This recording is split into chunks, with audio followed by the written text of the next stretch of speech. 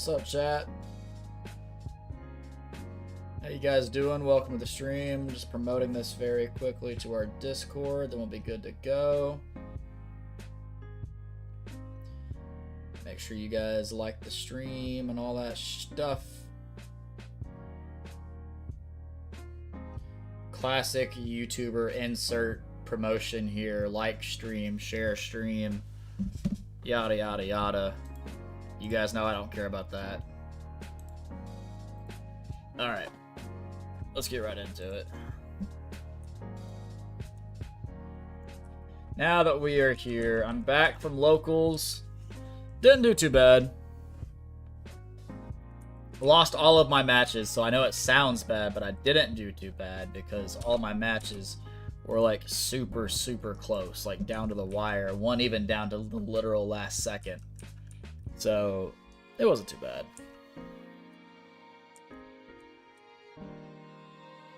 I hope you guys are having a fantastic Tuesday. I gotta work tomorrow, but not until the evening. So we are vibing. I also got sent some promotional Union Arena stuff. Randomly. Are you back, CJ? Yeah, I'm back. I heard your microphone. Yeah, I'm still surprised they sent me that Union Arena stuff just randomly for free.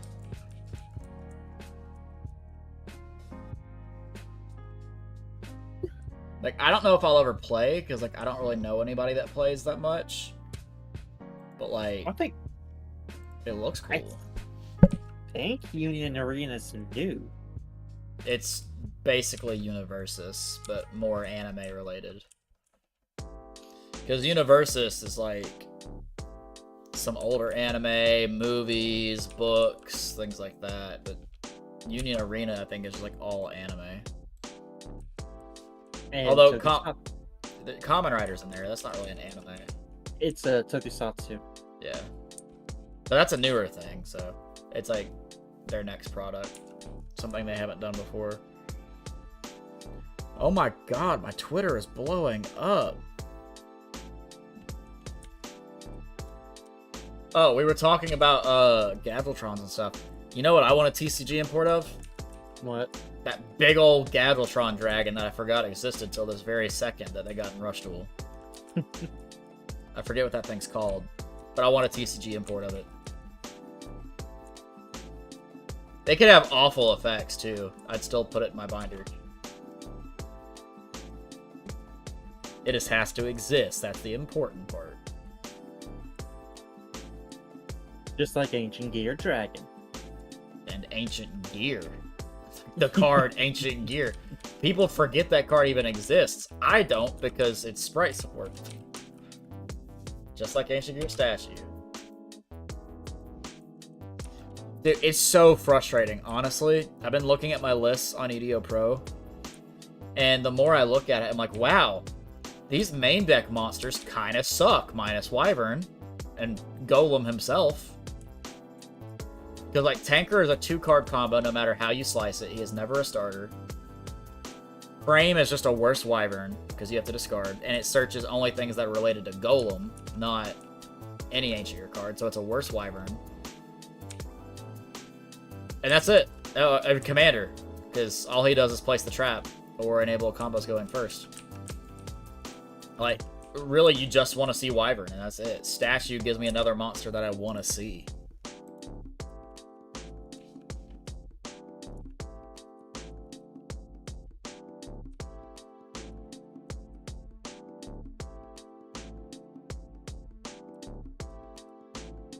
That's another reason I really want them to, do the Hunting Hound fusions. That way I can run Hunting Hounds in the main deck too, and have a lot of main deck Ancient Gear cards that are monsters that are worth running. Because basically every main deck Ancient Gear monster is just, let's find a quicker way to get to Dark Golem. That way we can get to our extra deck plays. Just Golem Turbo. That's really all it is. Like, the main deck monsters, If you don't see Wyvern or Frame, you better hope to God you have combo pieces that let you get to Dark Golem. It's mainly playing out of the spells, which is why I think bumping my stuff back up to 3 Gear Town and 2 Catapult might be the way, because if that's the most common way I'm getting to them, why would I run them at 1? Oh. That's what I was going to say. So, I've seen someone post in the Vanquish Soul group that I'm in. I didn't watch the video, but they're using the new Metal Flame Swordsman. Yeah, I've seen a couple of videos of that, actually. The Metal Flame Swordsman's good. Like, he's by no means a tier 0 strat, you know, but, like, just existing, he's a good card. He's basically Red Eyes Flare Metal Dragon, but better. Yeah. Not only does he burn you for 500, but he gets stronger by 300 points. And he searches out anything that mentions Metalmorph. And has his own Metalmorph. I was trying to convince Mikey to run it, but he was like, nah, it's not great. I don't need it. I can already search all the stuff. I'm like, okay, true. But he's good. Yeah. Must be a special summon with Max Metamorph. Yeah. That was activated by tributing a level 5 or higher warrior.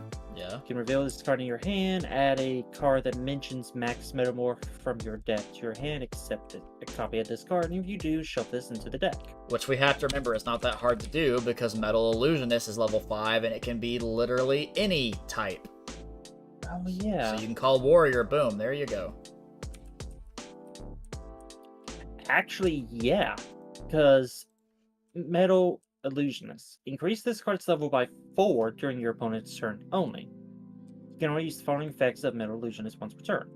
If this card is no more special summon, set a Metalmorph trap from your deck. Which you can then set if the it's new Max one. Metamorphed, or then if Max Metamorph is in your graveyard, draw a card.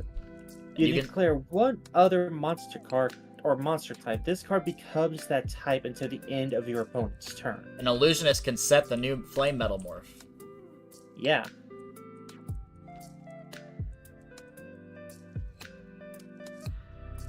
Flame Metalmorph. Tribute one face-up monster that mentions Max Metamorph. Special summon one monster from your deck that cannot be normal summon sets and mentions Max Metamorph, ignoring its summoning conditions. Then you can equip this card to it with the following effect. If the equipped monster would be destroyed by battle or card effects, send this card to the grave instead. Yeah, I mean, it's a crazy card. Like, I've seen people do, like, deck lists of it, and it's insane. I understand why Mikey doesn't need it, because he's already running 2 Flare Metal Dragons. But, like, it's so freaking cool, and it's right on theme with his deck, too. And looking at the new Flame Swordsman, you know what it reminds me of? It reminds me of Robotic Knight. It reminds me of a Bionicle. Kinda, yeah, I can see that. If you look at the G2 Bionicle sets that came out a couple years ago and the Hero Factory stuff, how it had the armor add-ons and stuff that built off that bone system. Yeah. The chest, the silver chest piece, and the blue looks exactly like those armor pieces. Look up Robotic Knight on EDO and tell me he does not look like Robotic Knight. Because he does.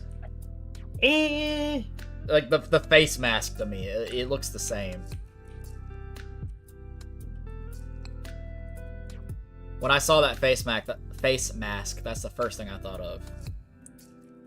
It's a stretch, I'd say. But Not gonna lie, I'm kind of tempted to take Mikey's deck, because he sent me pictures of them so much, and just, like, take out all the Kastira stuff and try to fit all the Metalmorph stuff. I'm very tempted. Honestly? With Flame Metal Swordsman, Metal Illusionist, Incoming Machine, it wouldn't be bad, man.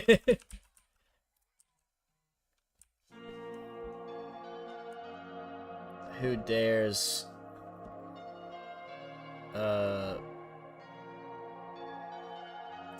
notify my Facebook?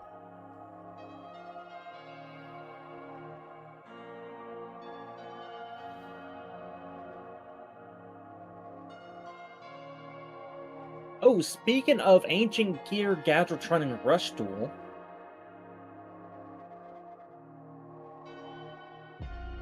What about it? I'm not even going to try and pronounce that name. I'm just going to send it to you on Facebook. Yeah, I've seen it. I remember it, and it looks awesome. They have the effects. It's level A, 25 attack, 25 defense. Let me try and say it.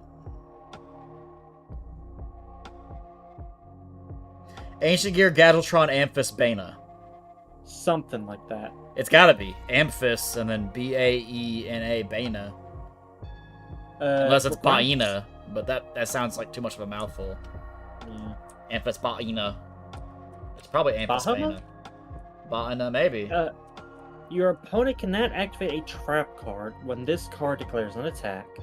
If you have green, red, or yellow gadget in your grave, this card gains 300 attack and cannot be destroyed by effects. For Rush Duel, that's pretty good. Yeah. For like the TCG, that's absolute dog water. But like, I mean, for Rush Duel, that's not bad. It's not. Because you gotta remember, Rush Duel is super simplified and slow. You know what it looks like? What?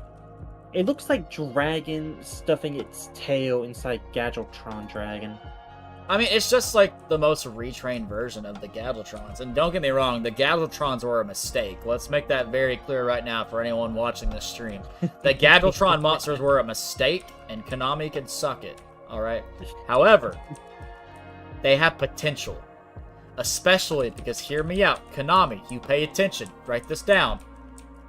The Gadgetrons were always meant to work with the gears, right? We know this. They have the gear slots, and they all mention red, yellow, and green gadget. However, they also had two effects. Well, let's say you retrain the gears. Or not the gears, the gadgets, right? Because they were in the Megaton. They could come up with some new gadget stuff, make it kind of gimmicky, whatever, but it has really solid Earth Machine effects. Well, then you could retrain the Gadgetrons. Make one of their effects have to do, or if they were summoned by using a gadget, they get X effect. However, if they're summoned using an Ancient Gear monster that is Golem or mentions it, do X, Y, or Z. That way they have synergy with the new stuff. You can summon them off Ancient Gear statue for free, but bada bing, bada boom, you fix Gadgetrons. That's all you gotta do. Just bypass the summoning from the gadgets. Although, if they retrain the gadgets, I'd probably run them. I'm not gonna lie to you right now. Depending on what they did, I'd probably run them. Because if they retrain the gadgets, they're all gonna be level 4. Which means they have rank 4 synergy with Ancient Gears. And they can be summoned off Urgent Schedule. Alongside Dark Golem, or Hydra, or Reactor Dragon, or whatever.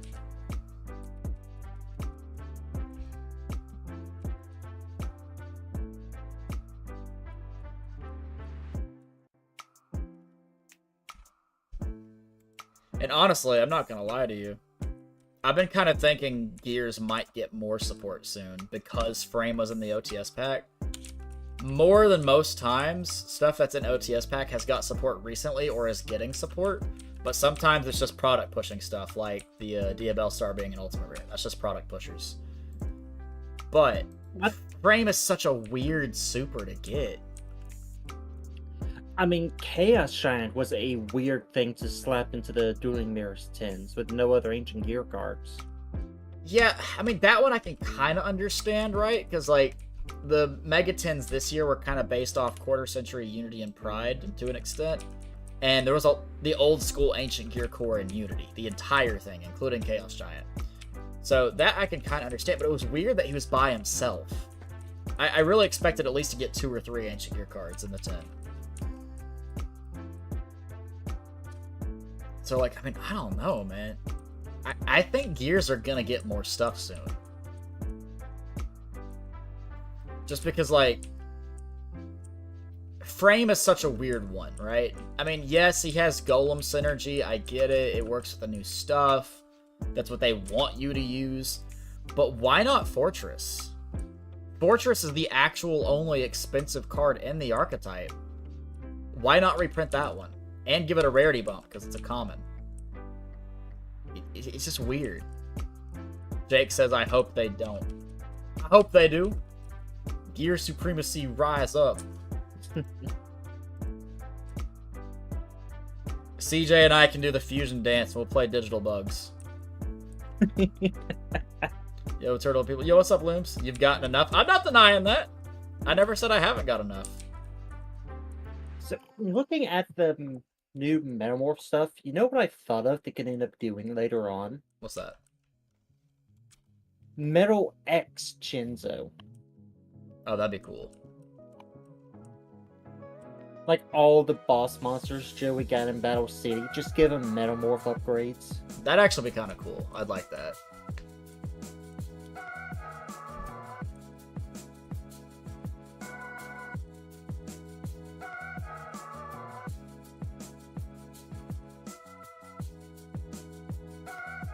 Legendary Metal Fisherman. Yeah. And I kind of hate to say it, but Metal Insect Queen. No. I know what they need. All right. You ready for this? Is it Swordsman of Flanstar? No, but that would be cool. Go, Chama. That would be Metal- the Metal Guilford the Lightning. Ooh.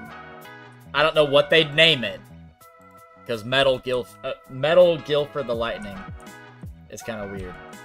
But Guilford the Lightning should have a Metalmorph thing. That'd be really cool. Mecha Ojama? Yes! All the Mecha Ojamas. Watch that being the next anime set. Just watch. We're gonna go, Ojamas are gonna get support. We're gonna go to a regional, and Jake's gonna sit down at the table, and for the rest of the day, he's gonna speak in a very bad Elvis Presley impression, just like the Ojama King. Oh, Lord. Either that, or he's gonna have that weird, raspy voice he had the first time we saw him. If he does that, he's riding home by himself. If we did the fusion dance? If we did the fusion dance, what, Virgin?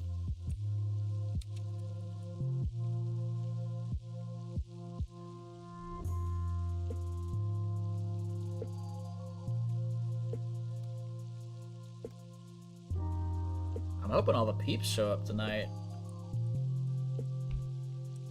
By now, there's usually a lot of people hanging out.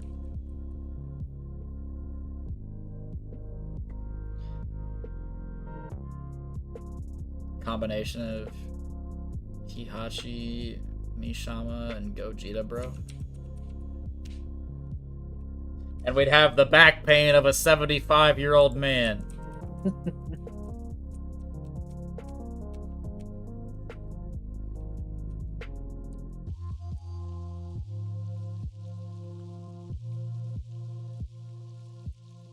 But no, I don't know. It's just weird, man. Going back to what we were talking about with Frame, Frame being the one to get the reprint and rarity upgrade, and then the gadgets are in the Megaton just randomly.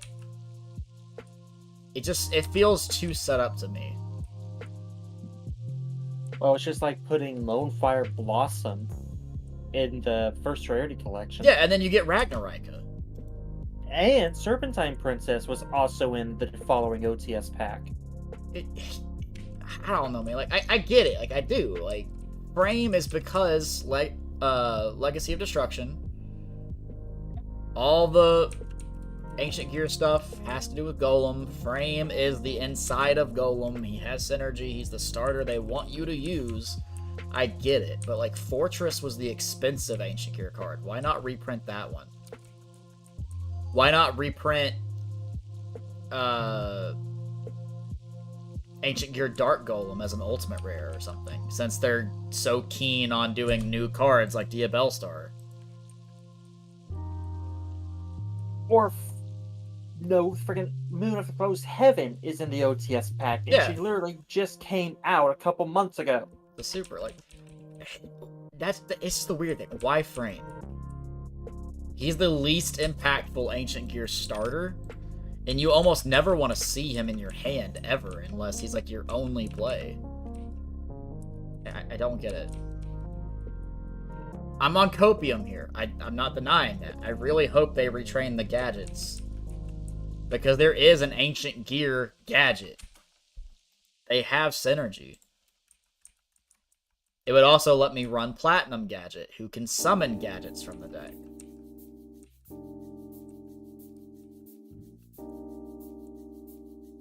Gonna run around anyway, so be right back. Alright, take your time, Virgin.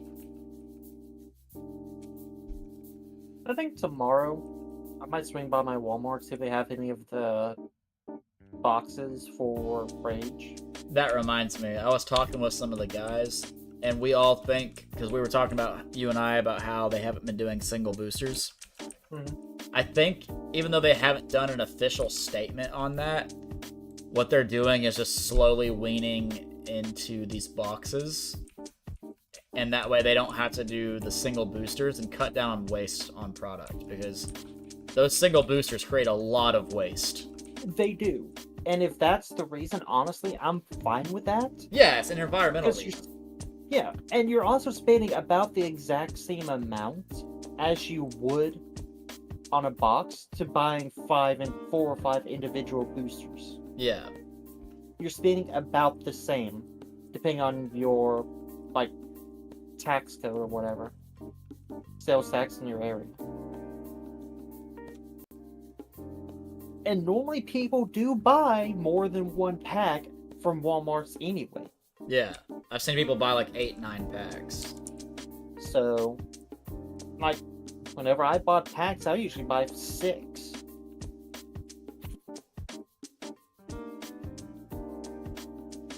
I would so buy another box of Rage of the Abyss if the set wasn't so bad price-wise.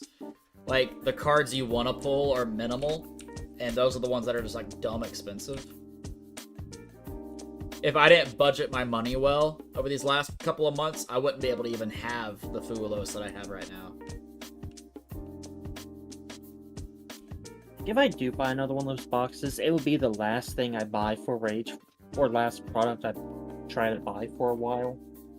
Tell you what you should do. If you get any more Rage and do get a Fuelos, you should either trade stuff to Mikey for that Fuelos you traded to him, or just buy it off of him.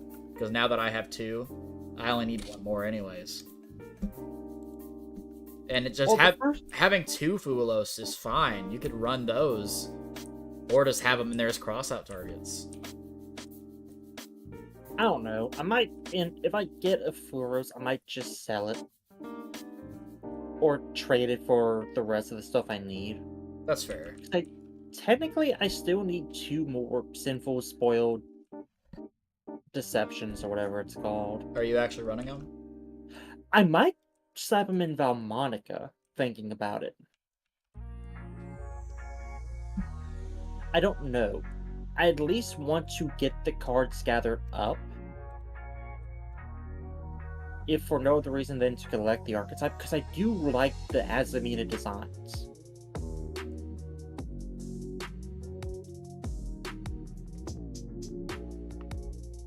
Like, I do love how they look. Yeah. Just like the thorny patchwork and all that. It reminds me of Ragnaraka.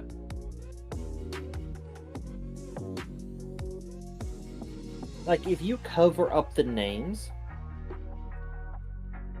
and you just look at the artwork of that Azamina Soul Ishirion or whatever, you would probably assume it's a Ragnaraka card. I would. Given all the vines.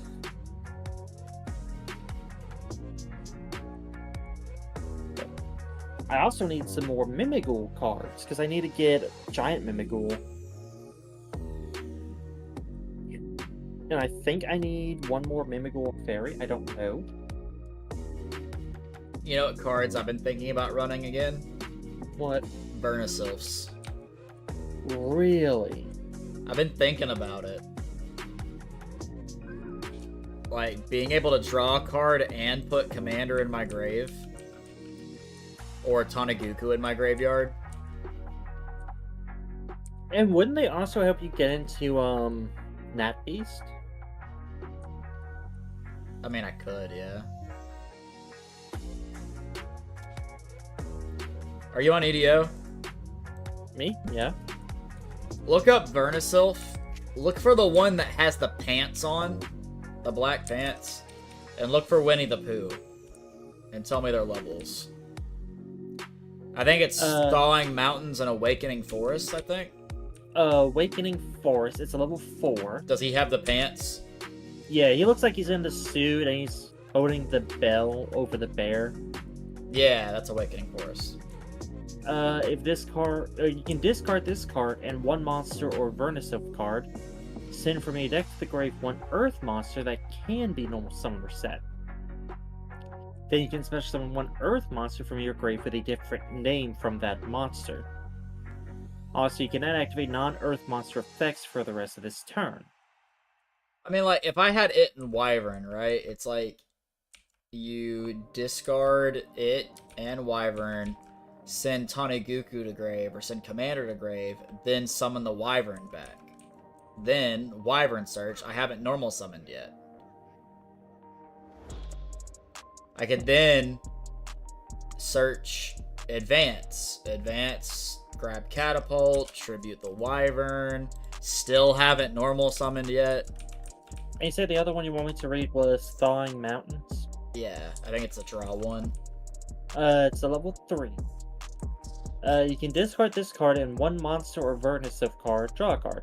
Then you can special summon one Earth monster from your grave. Also, you can activate non-Earth monster effects for the rest of this turn. Yeah, it's like a 1-for-1. So you discard it, and again, let's use Wyvern as an example. Draw a card, so you've traded the Thawing Mountains for the card you just drew. Then you summon the Wyvern back. That's all it does. It trades itself for one card. Unless they ash it, and now you've lost 2 cards. But they wasted an ash on a Vernisylph. But I'm down 2 cards. That's the thing. True. It's, I don't know. I've been thinking about it. Like, they go so hard in going first Earth Machine decks, like Infinitrax. I just don't know how beneficial they'd be to me for a going second deck.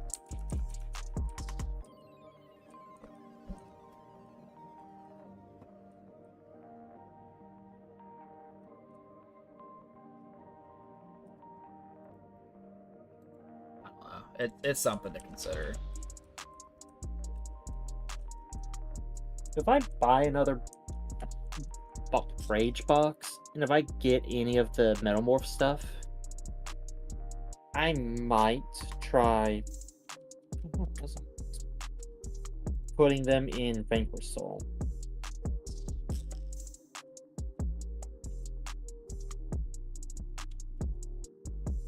And chat is lacking tonight.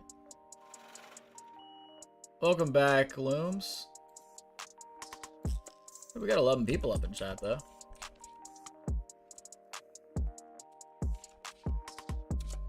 I'm gonna go for a good while tonight.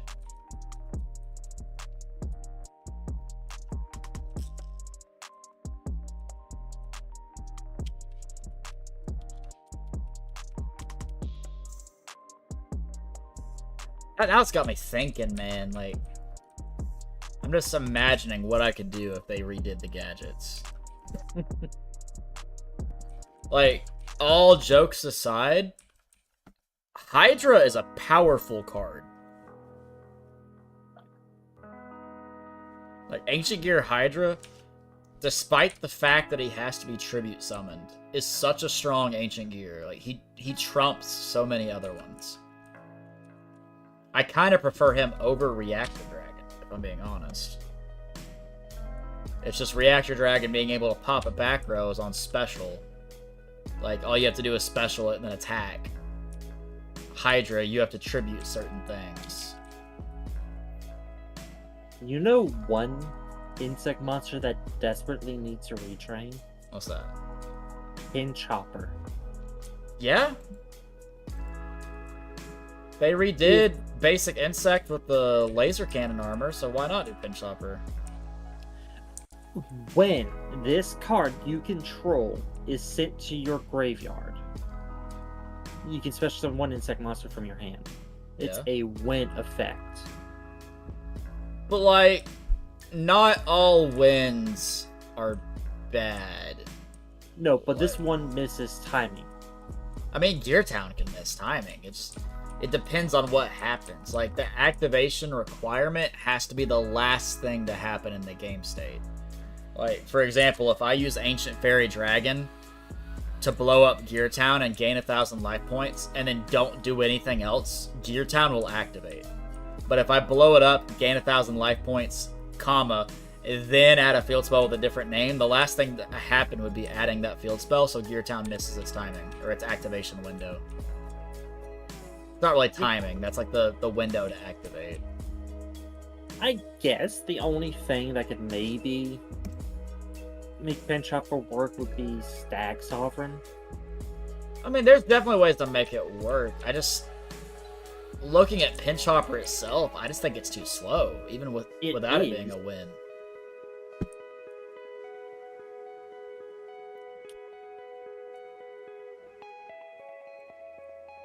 Konami is really... welcome back, Looms.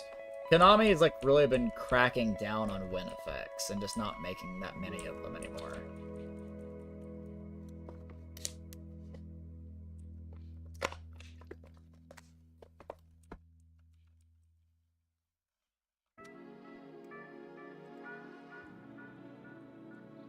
And honestly, I know I've been talking about it a lot, but, like, I genuinely think they are going to do the gadgets. Like, the gadgets have been a fan favorite for a long time. They were in the original anime, too. Like, Yugi used them.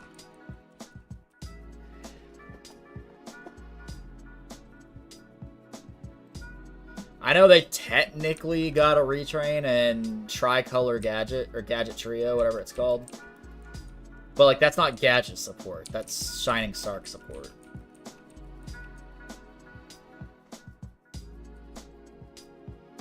Oh, you know what Earth Machine archetype that I completely forgot existed till right now? What? Geargiano. It's the one that creates Gear Gigan X and Geargia Gigan X. Yeah. It's the Geargia archetype, but, like, the main monster is Geargiano.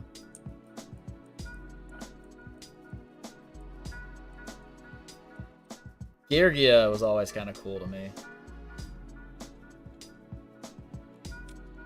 Unit says, bro, please take Treecko. Dude, this is a shiny hunt. I'm looking for shiny Treecko.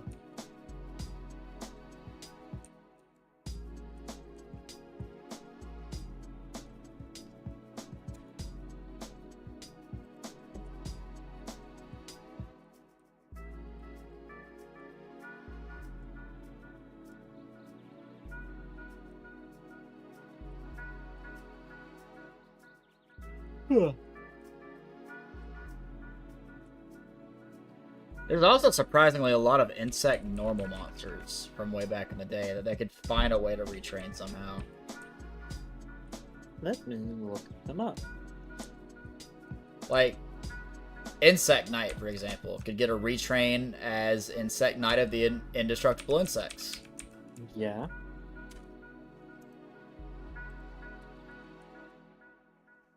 Or, like, Girichin Kuwagata could be something else, because that's a mouthful of the Indestructible Insects. Is it possible to hunt the shiny Treecko? Yes, that's why I'm doing it, yes. You can get any of the starters shiny. You just gotta keep resetting until you get one. Yo, what's up, Mason? Flea of the Indestructible Insects. Oh my god, that was a tournament pack card. So I just ate the spicy curry meatball rice thing, and it was awesome. Probably won't feel good later, but bro, it was tasty. Dude, that's how it goes. You just gamble with spicy food, man. They can retrain Dungeon Worm for the Gate Guardian stuff. They need to. I've been saying that for a while. Dungeon Worm and Monster Tamer. They're the only two left. They've done Shadow Ghoul. They've done Labyrinth Tank.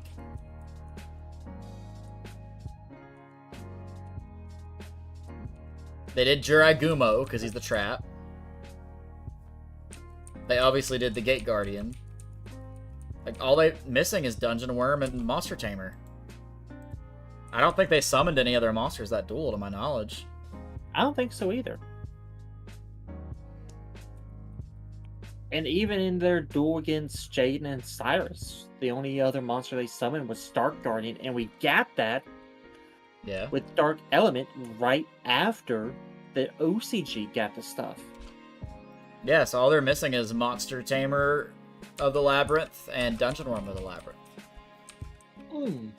Which both sound awesome. They should do these. Ooh.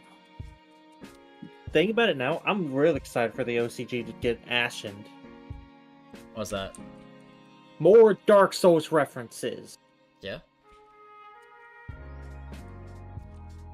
How you doing, Mason? It's good to have you.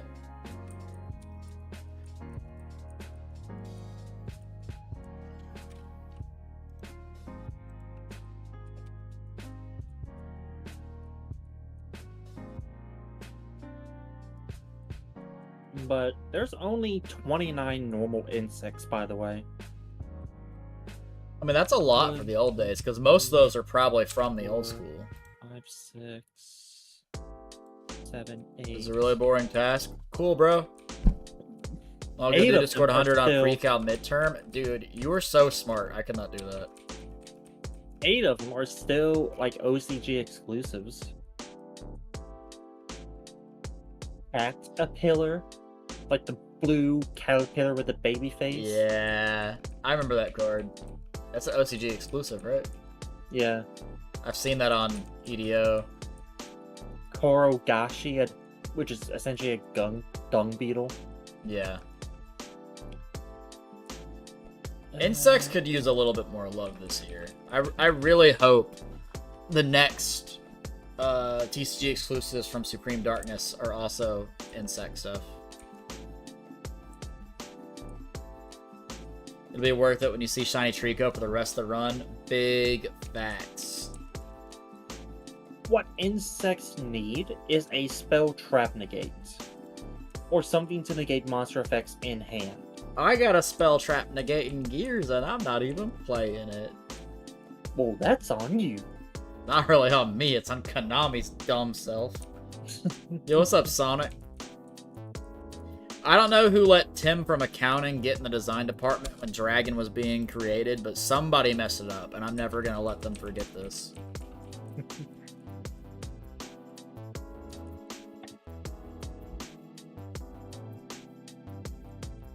If I can ever get over to Japan, I'm gonna walk in Konami's office, and it's gonna be like Anakin with the younglings.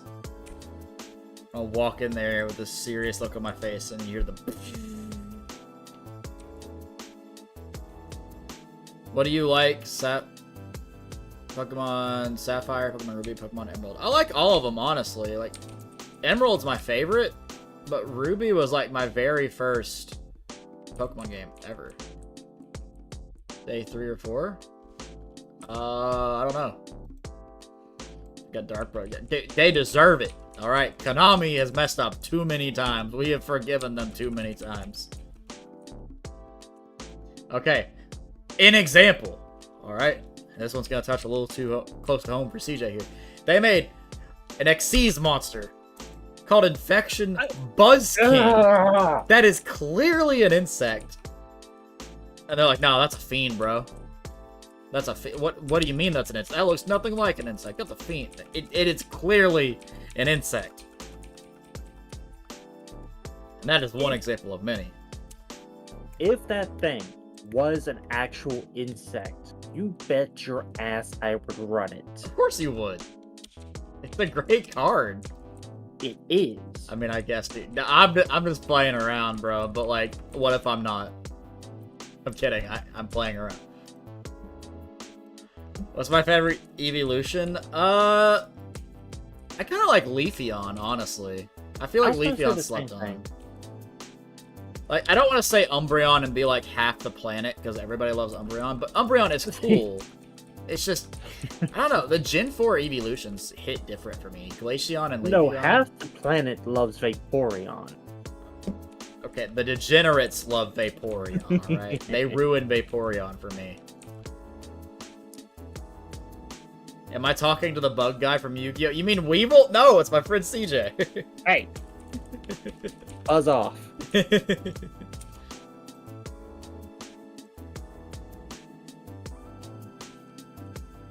He really said CJ is over here like, oh, my insect queen. How many shinies can you encounter this live stream? Hopefully one, and it be Treecko.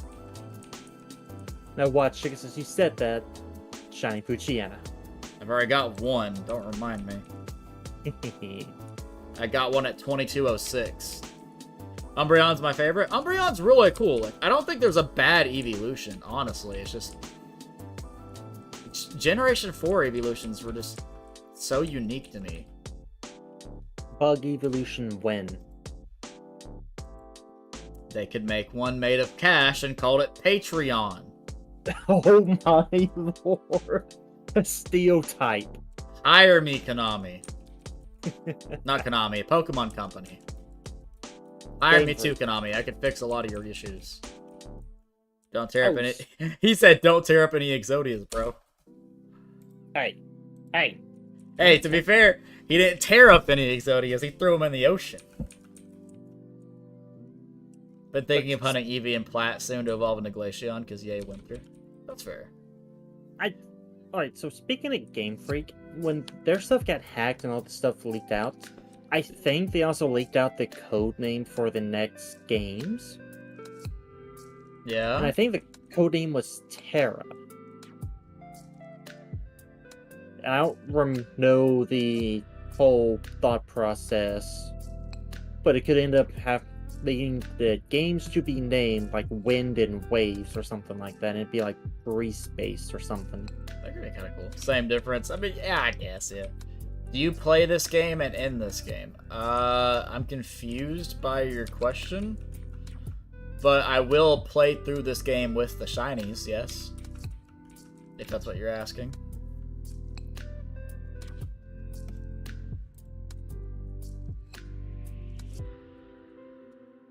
Can't wait to get this shiny back when I'm like, oh my god, Mom, get the camera! Get the camera! Shiny Hat Rayquaza. Oh, we're doing it. We're doing it. It's gonna take forever, but we'll do it. Because I gotta get there first. What's going to happen first? Him catching shiny Rayquaza? Or Ancient Gear Fortress getting a reprint? Rayquaza. No ifs, ands, or buts. No coconuts. I have a friend named Tom, and when he first started playing Pokemon Emerald, he got all the way to Rayquaza, saw that it was shiny, didn't know what a shiny was, thought his game was messed up, and restarted it. And then I was like, oh, it's green. Okay, that looks normal. We'll catch it, and then caught it. Later found out what a shiny Pokemon was, looked up Rayquaza. It was very sad. You're lying. No. He comes to the stream quite often. He was here last night. Bro is 100% serious. I mean, that type of stuff does happen to people. You know, like, you just gotta be incredibly lucky. But, like that copy pasta of the kid that started up. I think it was... Man, it's handsome. What's up, Way? And he kept getting shiny Mudkip. Yeah, I think I remember that. I got in the UIL them for storytelling. What?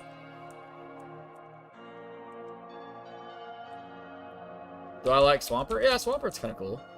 Yeah. I used to like Typhlosion. Used to. Gee, I wonder what happened. Yeah. Man was caught down on West 34th Street with 1,000 pounds of super potions. The original P. Diddy.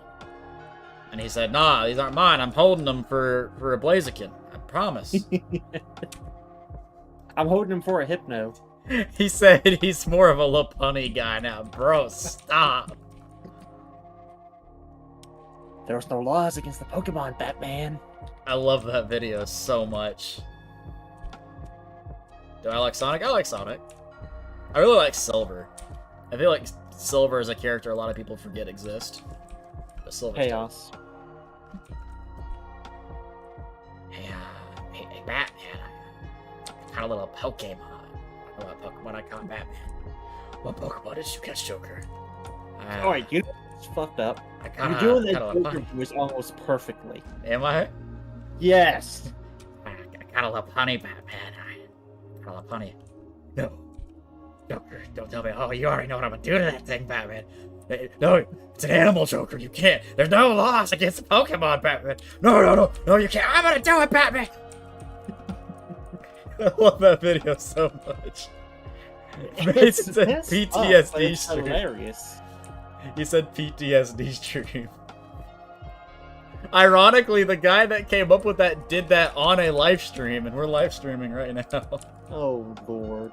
I think he was streaming Fortnite or something, and he just, like, did it, and, like, the whole screen went gray, like, he did, like, this filter. Ugh. I watch that video, like, at least once every 2 months. At least once.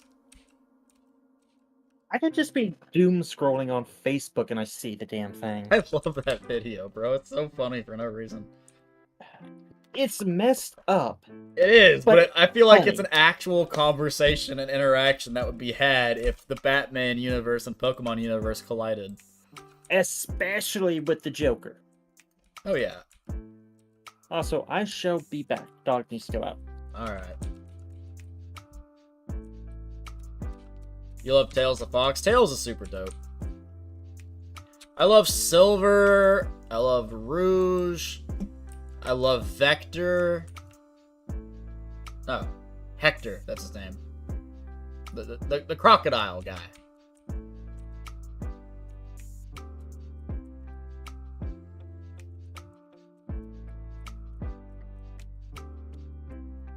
Where is his name, Vector? The number of degenerates in the world, it wouldn't be good if Pokemon existed. That is a very fair statement, and I agree. If Pokemon existed, there would be a bunch of laws in place, and there'd also be a bunch of people in jail, not caring that those laws are in place.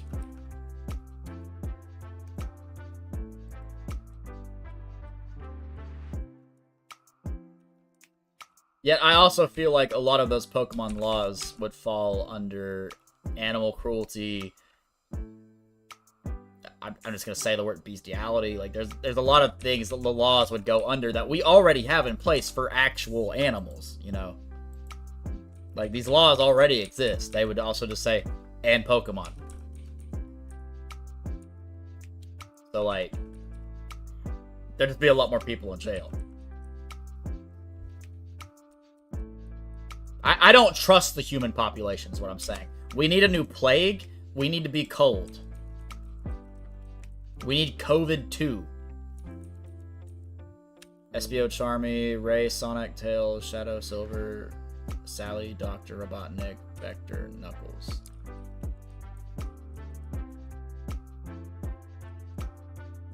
You would love to show off a Dragonite, though? That's fair. I would love to show off a Salamence. I get my whole Steel team for my mechanized madness. I'd get my Aggron. I'd get Metagross. Steelix.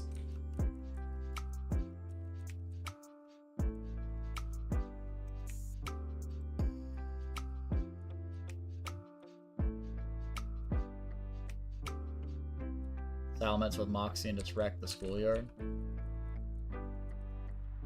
Finding trouble, never looking too hard.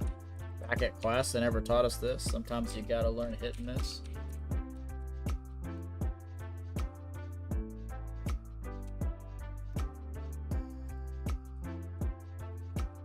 Hydration time, chat.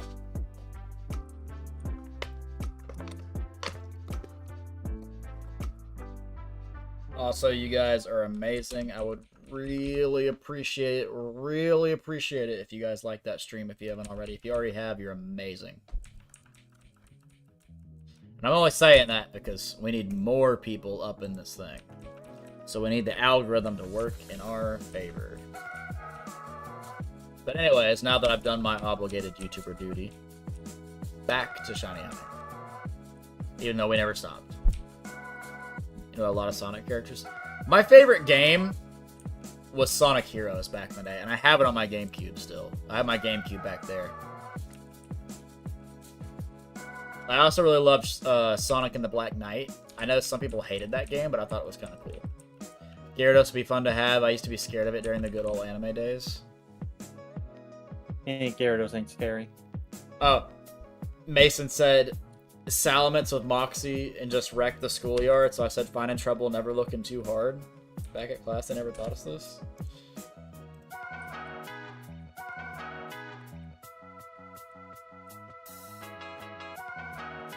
Now, Pokemon may not be real, alright? But I'll tell you what will be real very soon. Yu-Gi-Oh! Holograms. I think Solid Vision is just a step in the direction. We have Yu-Gi-Oh! VR first, then actual holograms be a thing later. I may be 45 or 50, but you better believe I summoned Summon Skull. And with that, I'll summon Dark Magician attack mode and attack directly for game.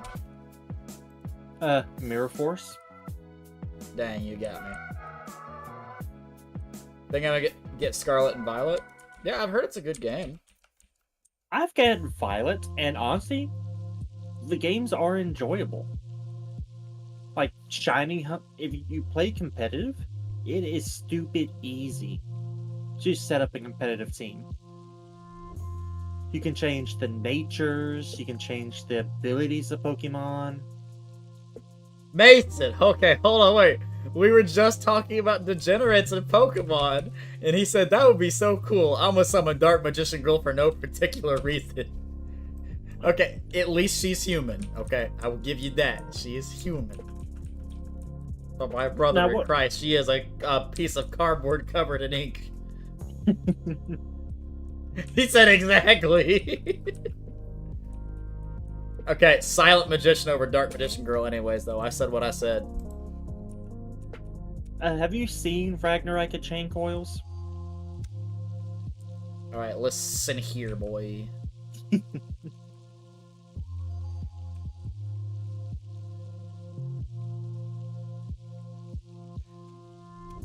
mean, have you looked at some of the Rika monsters? I mean, Teardrop the Have you seen Rika Queen? Have you seen Diane Keto, the Cure Master, though? That's the real quick. I'm kidding. Have you seen her Rush Duel arts? You said it way before I did, like 5 streams ago. Okay, but we're not talking about me. We're talking about you. And yeah, I have seen her in Rush Duel. They gave her a whole ass backstory. I did. Like, she was a prison guard and everything. I'll give her a backstory. Alright, Chumley. Don't worry, chat. I'll tell you when you're older. Diane Keto is awful. That's worse than what I said. You gotta see Diane Keto from the Rush Duel, man, that we're talking about. Girl used to be thin. Let's just say this. She was thick in the right places. Yeah. She would put Dark Magician Girl to shame. Oh, that's bro. You haven't seen her, though. You haven't seen her. But like I said, Silent Magician all the way. I said what I said. Wait.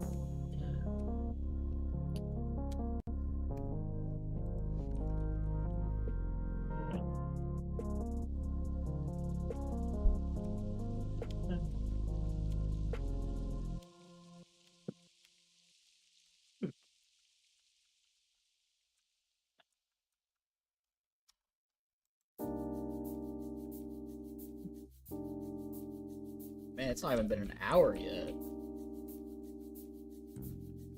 It's only been 54 minutes. What did I do when I got my first shiny? Okay, so my first shiny was hacked. Because action replays are a thing, and I was a child, alright? I didn't care about getting it legit. But my first legit shiny was in Let's Go Pikachu, and the odds were super easy. I was excited, and I freaked out, but, like, it wasn't, like, you know, amazing. Then I started getting shinies on Sword and Shield at half odds, but it wasn't really half odds because I had the shiny charm. It was like 1 in 200. So I never felt accomplished, but a couple of years ago, I did get a random encounter shiny Fearow in Pokemon Platinum, which is still 1 in 8,192, and I almost dropped my DS. I was freaking out. I still have it to this day. Mason said, now Professor Juniper on the other hand. Hey, Cynthia on the other hand. I'm just saying. I know she is very commonly talked about, alright?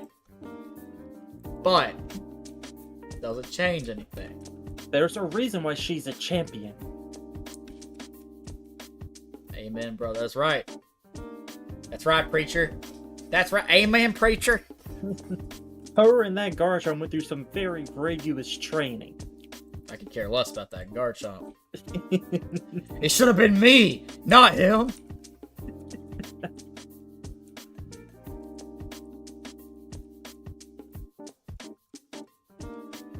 I think my first full odds random shiny encounter, oddly enough, was a Baneri in Pokemon Pearl.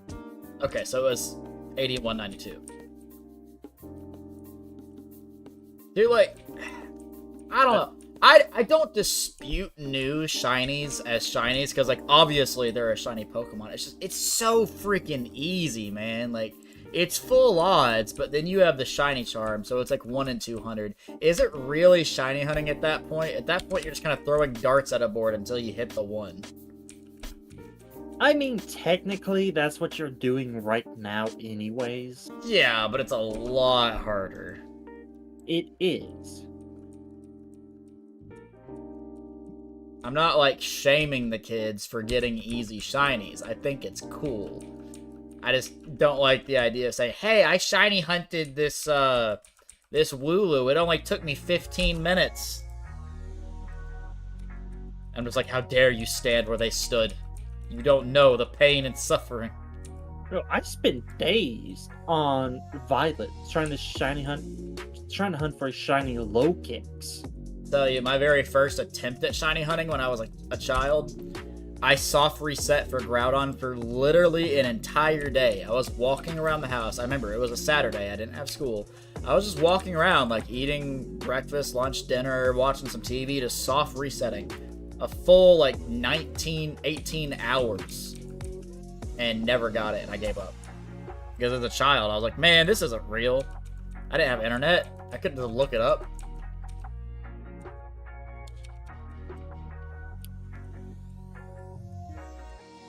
I think I tried shiny hunting in Platinum. Because that's when it was either Pearl or Platinum where you could do the thing to make the grass shake. That's the Pokeradar. Yeah, Pokeradar. Gen 4. See, now I shiny hunt, but just in a different way. I spend a lot of money to pull cardboard, and I want the shiny cardboard. It's still shiny hunting, technically. And I suck at it, just like shiny hunting on Pokemon. I don't know. Last gen, you were shiny hunting wasn't that bad. Yeah, it's true. Those engravers came. You'll like, Dude, if I can ever get back in shape again and get my 6-pack back, I could, like, cosplay engraver at a con. Oh, with my shoulder injury, it's just so hard to get into shape. It's always fun as mass murdering on Dino and Black 2. Oh, because they were the EXP form of that generation, Yeah. because they gave like a buttload of XP. Like Chansey was in Gen 1. Yeah. Really, my only gripe with Diamond and Pearl is the health drain. You hit a high-level Pokemon with a super effective move, and it just, like, slowly goes down across the screen. It takes, like, a solid 20 seconds to one-shot something. Mason said Weevil knows his stuff. I respect that.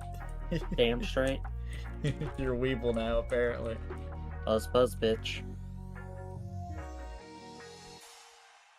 We gotta find you a Rex. We gotta find someone that plays dinos. Yeah. So, I was thinking about this the other day. There's actually been an insect duelist in every season. Has there really? Weevil in Duel Monsters. There was a chick from Obelisk Blue that Cyrus dueled. Oh yeah, the chick That whose used hair looked like a Insect cockroach Princess. and she was in love with Zane, yeah.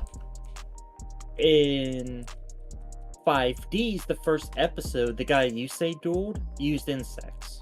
Yeah. And then one of the Dark Siders, who used Earthbound Immortal Uru, used insects. Yeah, he used mainly spiders, right? Yeah. In Zexal, technically Vector, because the first number monster he used was the Master Key Beetle. Yeah. And then when Heartland revived his goons, there were two of them.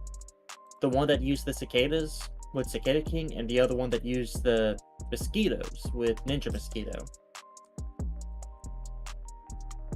What about Arc 5? 5. I'm trying to think. Kind of random, but is Fire Force any good? Thinking about watching it soon? Yes, Fire Force is really good. Not to mention, there's a particular woman from that anime who was my type. Shinji from Arc 5, who used Battle Wasp. Oh yeah, duh, we're idiots. How did I blank on that? And what about brains? So in the first arc, the quote-unquote like generals from the Knights of Hanoi, Yeah. that Playmaker, Blue Angel, and the wrestler guy fought. I think it was the guy that Playmaker fought used insects, the motor worms. Okay. What about sevens? I have not watched the Rush Duel stuff, but I think there was a character that they shown recently that uses insects. I don't know. I'm the seasons that I've watched up to the points I've watched them. Those are the insect duelists that I can think of off the top of my head. I haven't finished Brain, so I don't know if there's any other people that used insects. I need to finish brains.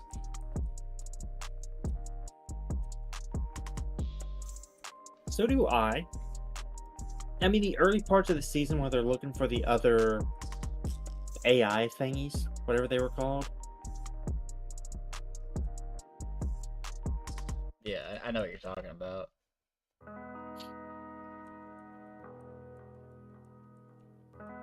When we meet Soul Burner. I don't think I even got to the part where you meet Soul Burner. Either I have and he's very forgettable, or it's after where I'm at. No, he's very prominent after he shows up. Okay, then yeah, I haven't even got to that point yet. Like him and Yusaku quickly become friends. People you scroll down to on the shorts thing, like what? What do you mean?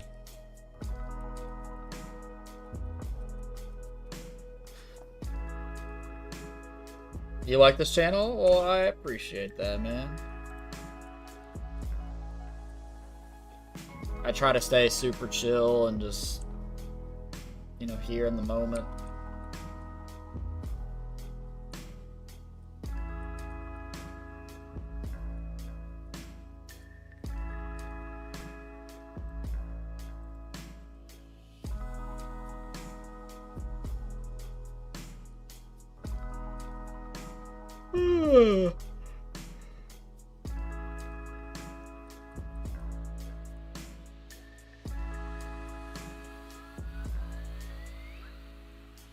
Say yet again, I am super excited to go to sleep.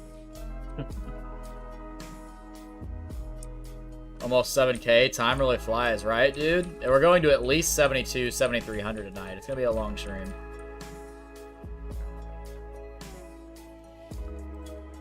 Good luck, Metal Pod. I really appreciate it. Thank you so much. Welcome to the stream. Now that I think about it, has there been a machine duelist every season? Bandit Keith. Cool. Crowler, Zane, and Cyrus. Crowler, Zane, and Cyrus. Let's see.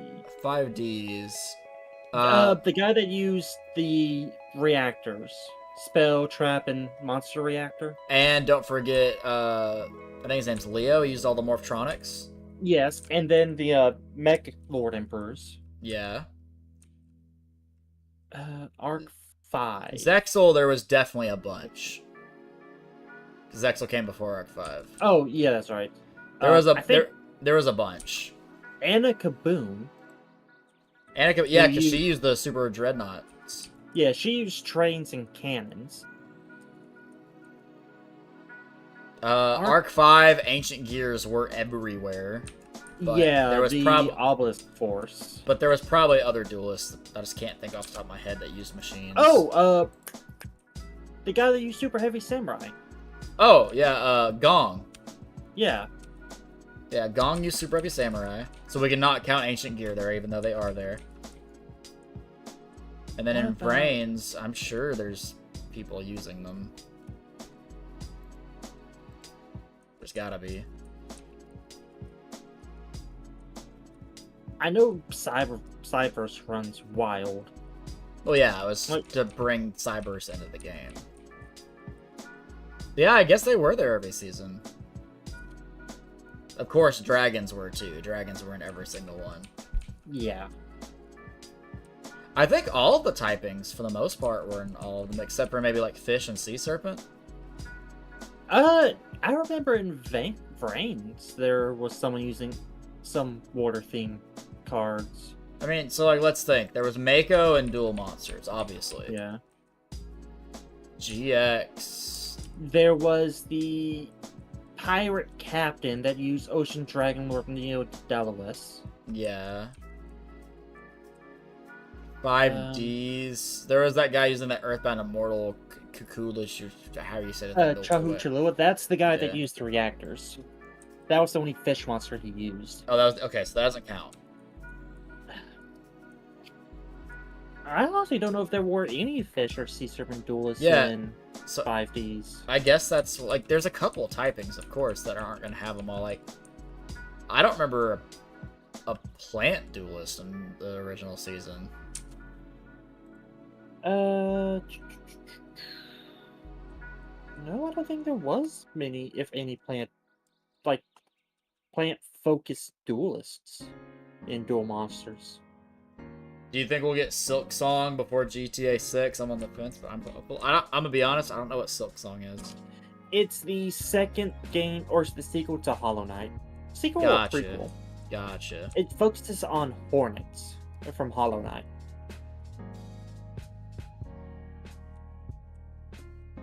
I'll be honest. I think I'm gonna be debt free before we get GTA 6. Ancient Gear Fortress will get a reprint before we get GTA 6. Dude, I hope. I am so tired of half my cards being commons.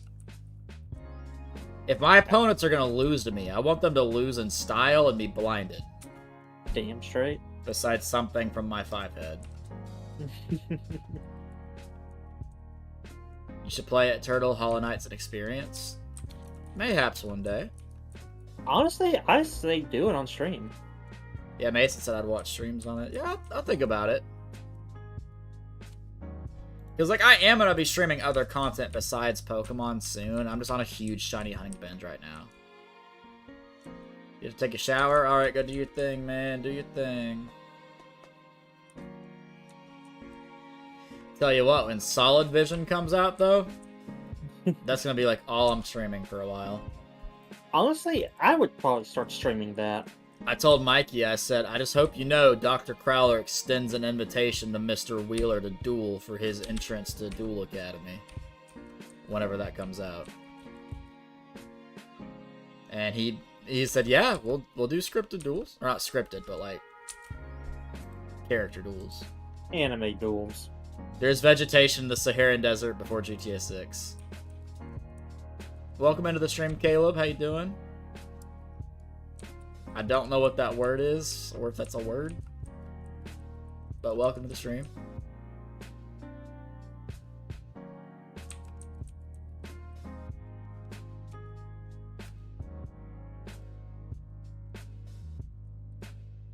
Ugh. You know, I'll be doing so many Solid Vision streams, though.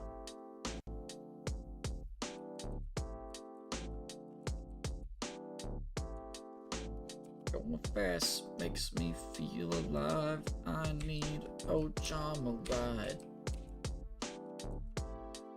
Or whatever it was Honestly, they said. you could stream some of the older Yu-Gi-Oh games. I've thought about it.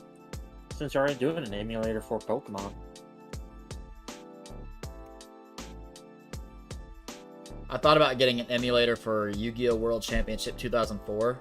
I've got that game on the Game Boy. I love it so much. Or maybe doing, like, Duelists of the Roses.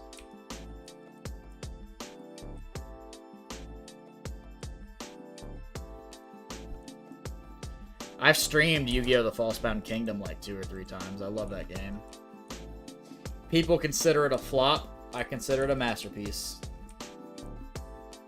It was such a weird, innovative way to play Yu-Gi-Oh! I wish they'd remaster that game. I'd die a happy man.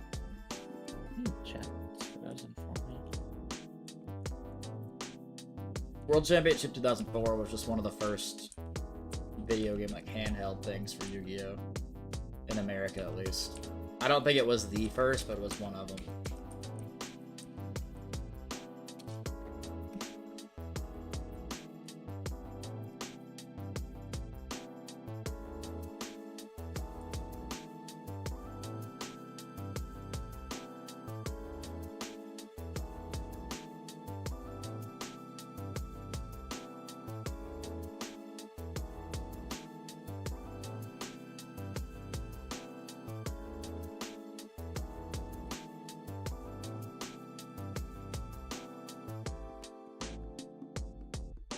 Oh, I just got a craving for fried chicken. I have fried chicken in my fridge. I've ever read or watched Tokyo Ghoul. I have not. I've been told to watch it, and like it's on my to-watch list. I just haven't got around to it.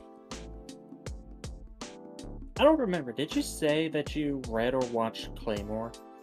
I watched Claymore, yeah. I'll say that's an underrated series. It is, and I wish it continued. Wanna know what's great about it? I'm pretty sure I said it before. What's that? It's a female-focused, heavy cast with next to no fan service. Yeah. Which is really hard to do nowadays. Third season fell off. I don't watch past season 2, but that's just me. Now, I'll tell you an anime I watched recently that I loved, and like I should have watched it a long time ago. Hellsing. Yes. Fantastic anime. I watched it earlier this year. Fell in love with it. Wait, have you watched Hellsing Abridged yet? That's how I discovered Hellsing. It taught me I've got a party hardy. Jesus wants a hug. Every time I rewatch Hellsing Abridged and I get to that, it just makes me chuckle. Hellsing is just such a good anime. Alucard and Ultimate's my favorite protagonist. See, I love Alucard because he's not really a protagonist. He's more of like the anti-hero, anti-villain guy. He's true chaotic neutral. Yeah. Give him the right reasons, he'll help anybody. Now, Abridged Alucard, as long as he's screwing over Integra, he'll do it. Yeah.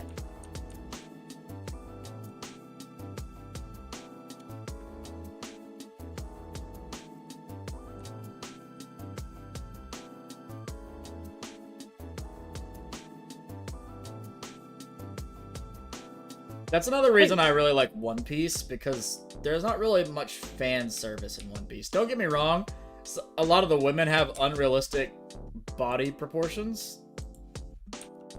Like, sometimes they're heavier in certain areas or have way too small a waistline. And I guess... To be fair, I guess you could call that fan service. 90% of the characters do. That's true. A lot of the characters skip leg day, too. Except for Kozuki Oden. But, like... I don't know, like, You could say the fact that a lot of characters in One Piece have massive chests, and, like, Nami basically only wears a bikini is fan service. But if that's, like, the everyday thing of that anime, is it really fan service anymore? Well, the bikini thing, it's a sea, like, the setting is the sea. They're pirates. Think I'm gonna watch Ghost Stories dubbed with the boys. I think it'll be a fun experience. Yeah, go for it, bro. I mean, there's definitely some scenes in One Piece that are, like, a little over-sexualized. But, like, I don't really, like, know of, like, fan service-y episodes. Like, comparing fan service and Fairy Tail to One Piece, you know when there's fan service in Fairy Tail. And usually it's, like, every episode. But, like, Honestly, you know what scenes are fan service. I'd never watched Fairy Tail. It's really good. Like, I have never watched the anime or read the manga. It's really good. It's definitely a gateway anime. So, like, if you've watched anime for a long time and watched Fairy Tail, it's not going to be as good for you as it was if it was the first anime you watched. But it's a good anime. An anime I recommend is Blue Exorcist. Blue Exorcist is great. I'm mad that season 3 ended on only like 12 episodes. Tell you, Black Clover is amazing if you can get past the main character screaming for the first season, which they do tone down. I was about to say, how do you explain Dragon Ball Z then? Dragon Ball Z's whole plot is like, oh my god, this guy's too much stronger than me. Hold on, one sec.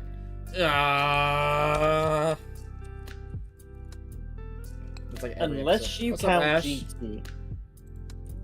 Then GT's plot is whatever it wanted the episode to be. I don't count GT. I tried to watch GT, like, truly, I did. I gave it a shot. I just couldn't do it. Which, by the way, we get Daima this month. I keep forgetting about that. It might already be out for all I know.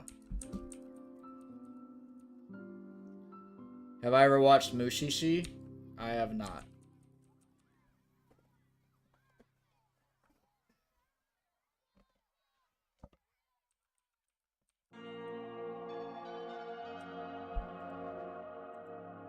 There's actually a Kamen Rider anime, which is pretty damn good. Oh, another good one. Chainsaw Man. I know it's newer, but it's really good, chat.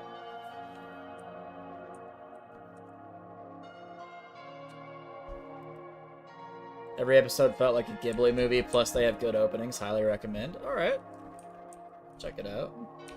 No, you know what anime has some good battle music? What's that? Bleach. It does. I just, like I said, not even counting the filler. Filler out of the equation.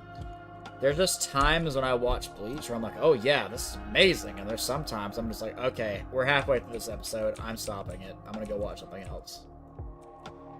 Honestly, Bleach is in my top 5, but I will give that to you. There are some episodes that just kind of drag on.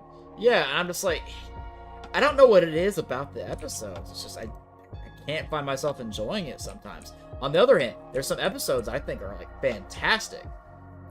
The whole section of Bleach that has to do with Aizen, loved every second of it. The whole Arrancar arc? Yeah, loved every second of that. Yes. But there's some episodes, like before and after, where I'm just like, I can't watch this.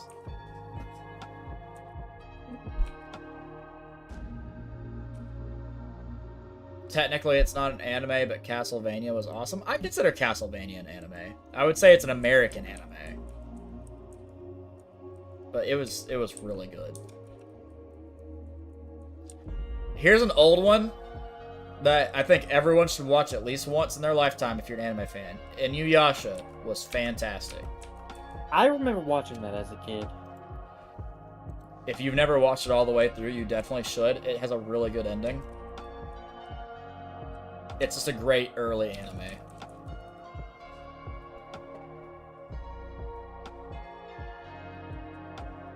You can definitely tell it's from the early 90s by watching it. But it's really good. See, we're gonna start talking about like American animated stuff. Murder Drones was really good. King of the Hill is the superior anime. What about Fist of the North Star? I'm gonna be honest, I haven't heard of that one, but it sounds kind of cool. I've heard of it, but it's not ringing. Like the name sounds familiar. Did I watch Castlevania Nocturne? Was any good? I haven't watched Nocturne yet, but it's on my to watch list. I want to watch it.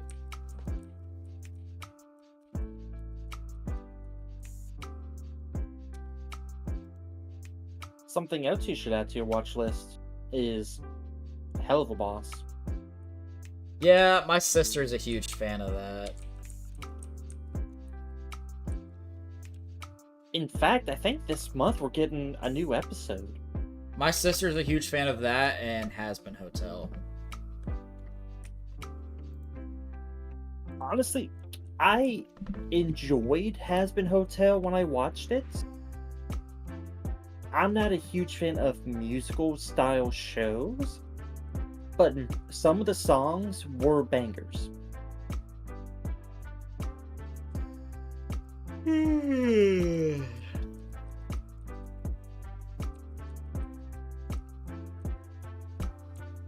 this entire stream I've been thinking about my deck list, I'm not gonna lie. Oh lord. Yes, I am. Weebles a has-been fan? Yeah, I've been thinking about the 3 Gear Town 2 Catapult. Like, do you think I can really give up the Cosmics and just put them in the side deck? Honestly, I say just build to what you see at your locals a lot.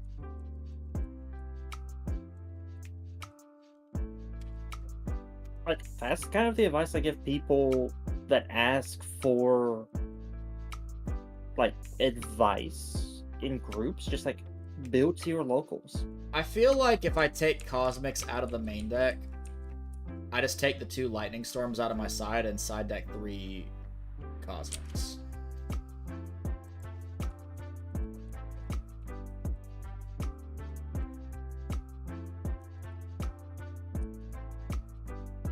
Because, like, also thinking, Ultimate Slayer also kind of helps me deal with back row, if back row is an issue. Like, let's assume I'm playing Yubel, right? And they have Pain, Phantom, a Yubel monster, and that's it, right? I shuffle Phantom back in with Slayer, use Intis, pop Pain. Now all I gotta do is just get over 1 monster. Like, that kind of helps me. Or, like, if I'm playing an Xyz deck, I could Mason, send Aggregator, negate the back row. Yo, what's up, Michaela? Oh, speaking of Keith David, that's another show I loved as a kid, was Gargoyles. Gargoyles? Yeah. So, what's it? A couple years ago, like 2 years ago, I want to say, the toy company NECA announced that they were doing gargoyle figures, and they showed off their essentially prototype of Goliath. And for some reason, that made me just rewatch the entire series on Disney Plus. Chillin', me too. Just doing our shiny hunt, you know. Thought you were about to say you liked Spawn when you were a kid. I was about to freak out. No kids should watch that show. Spawn is cool, though. I remember watching the movie as a kid and loved it. My brother-in-law is a huge Spawn fan. I cannot tell you how many comics he has of Spawn. I didn't know it had a comic series. Oh, dude, it's massive. You have Spawn, King Spawn. You have, I think it's called True Blood. So, I was in middle school, I think, when I watched the movie. And I remember, like, during lunch break, this kid had, like, a binder, like with those notebook binders. Yeah. Just filled with drawings of different spawns. And he started saying, like, which one was which. I was like, did he come up with all of these himself? Like, I didn't know it was an actual comic series. Reboot. He said, Alright. Dude said Gargoyles. Remember the cartoons reboot or Beast Wars with those animations? Beast Wars. That is what got me into Transformers. I just grew up watching Transformer shows and movies as a kid. So, Beast Wars is kind of meant to take after the G1 series. Because the Maximals and Predacons were the descendants of the Autobots and Decepticons. And they crashed their ships on prehistoric Earth, which was overfilled with energon. I think my very first introduction to Transformers is when Blockbuster was still a thing. Some of you youngins might not know about Blockbuster. It's a magical land. I rented the animated movie that had Omnicron in it. Oh, the original G1 movie. Yeah, I cannot tell you how many times I rented that from Blockbuster. Such a good movie. Older G1 fans still reminisce about when they first seen Prime dying on the big screen and how much it hurt, like the feels. Yeah. Saw the Spawn movie in theaters as a kid, and your younger bro, your mom left the theater because he was scared of the clown. Oh, I know the clown you're talking about. That fat fuck.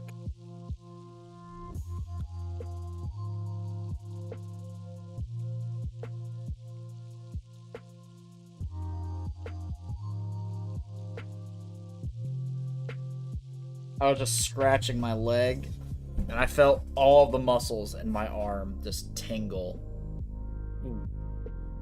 I have an issue with my right arm right now.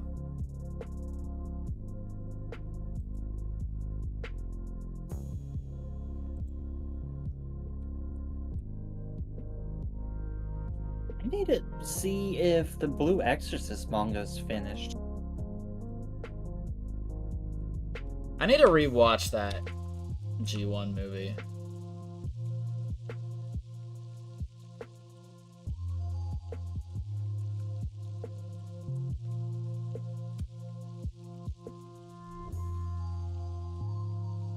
I need to catch up on the Blue Exorcist and the Venom comics. Read any of the boys' comics? Brutal. I have not.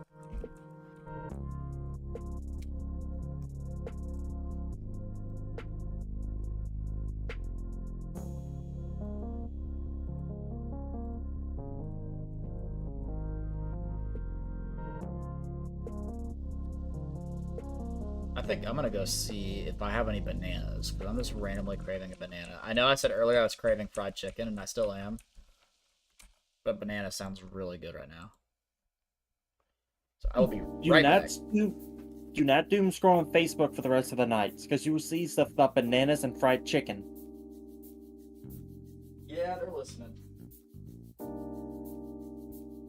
Because last night, I said something about wanting pizza. Well, I never got the pizza. Just because I didn't feel like going out and getting the pizza.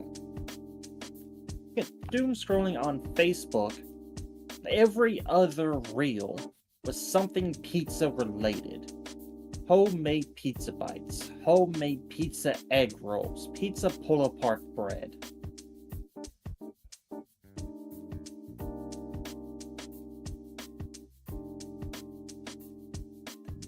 Stop! You have violated the law. You have committed crimes against Skyrim people. What say you in Have your you defense? Did you see that on stream? No. Oh, now I see you walking. Yeah, you're pointing the banana. That's right. The hell of a... He's got a knife! Honestly, I love the Helva shorts. It's a good way to do some... It's doing some good world building that's been needed, honestly. Okay, question chat. Do you guys open your banana from the stem, or do you open it from the bottom? Because I'm going to tell you right now, in the time of chimpanzees, I was a monkey. I open it like monkeys. I open it from the bottom.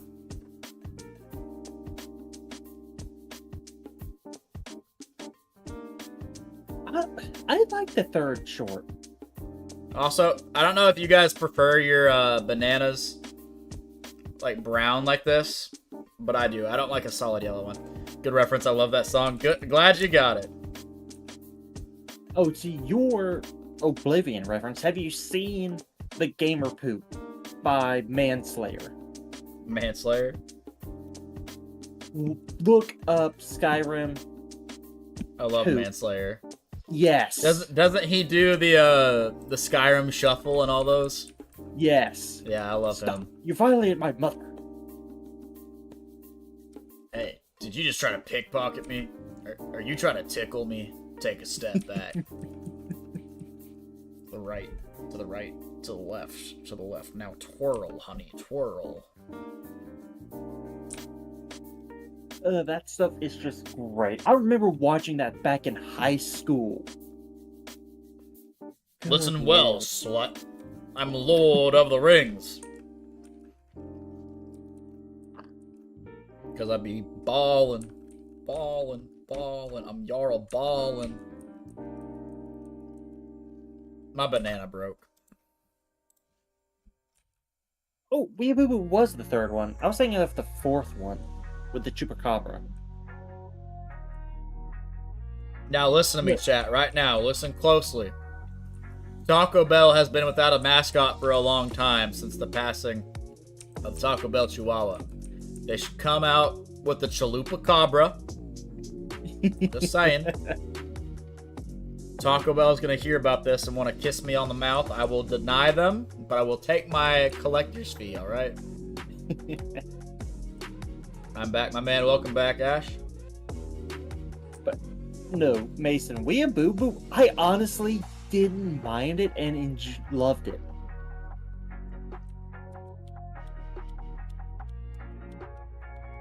Because that was just such a good shot at the fan base.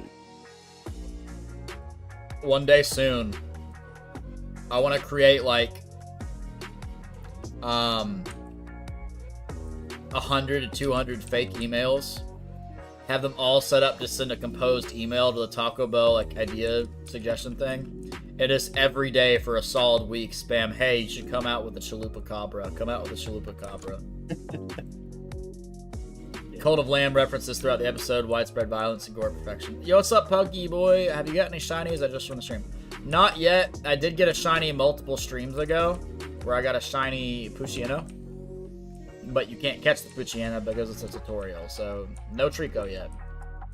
Honestly, I have yet to beat the final boss in Cult of the Lamb.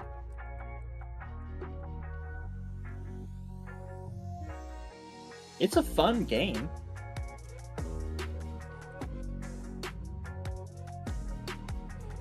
You know that game I've been thinking about playing recently because I've been watching my friends play it?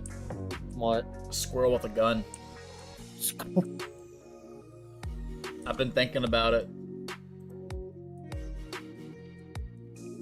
It's even got a cool intro. It literally feels like James Bond, but as a squirrel. Oh, you know what was a fun indie game I played a while back? Inscription. I've heard that. Right now I'm on Stardew, but I want to play Hyper Light Drifter. As in, like, Stardew Valley? I'm assuming. I need to finish Cyberpunk and Atomic Heart.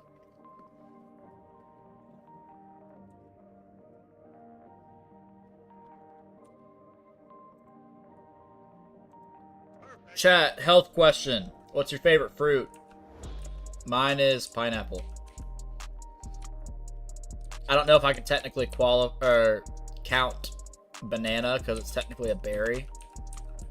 But it's a fruit. But it's a berry. Well, technically aren't berries classified as fruits? I guess so. Mine's apple. Apples are good. I love me a good Granny Smith or a Honey Crisp. Does pizza count as a fruit? No. Then I do not have a favorite fruit. I really like mango too, especially mango flavored things. Mango flavored things taste better than actual mango to me. I don't know why.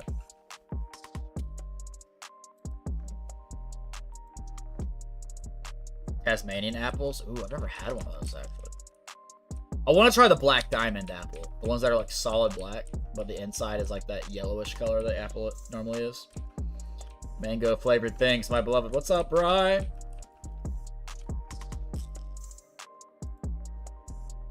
Mangoes are good, but I've had enough to get a good opinion on them. There's like lots of different types of mangoes too, right? Like just like there's different types of apples. You know what the talk about mangoes is reminding me of? Watermelon's good too, Puggy. What's up, CJ? That stupid video you made years ago. Dude, they have mangoes. Mikey would like loved that video because he was like, "It's just the stupid humor, man. It's the stupid stuff." I don't even know what drove me to make that video. I was just in Walmart with my friend Hanson. I was like, "Dude, they got mangoes." What made it worse is I picked up the bananas to get every possible angle shot you can, just to show that it's not a mango. I'm so sad that video didn't blow up, dude. I wanted that thing to go viral. You lost a shiny Pikachu a few years ago. I want to reclaim it, but I can't find my 3DS. No! You got this, though. I believe in you. Dude, apparently there's a type of banana. I don't know what it's called, but it's like super thick. Like, it's like 3 to 4 times the girth of a normal banana. Like, they're only grown in a certain place of the world, but like they're massive. I'm curious if they taste any different. I would assume so. It's an interesting video, I'll say that.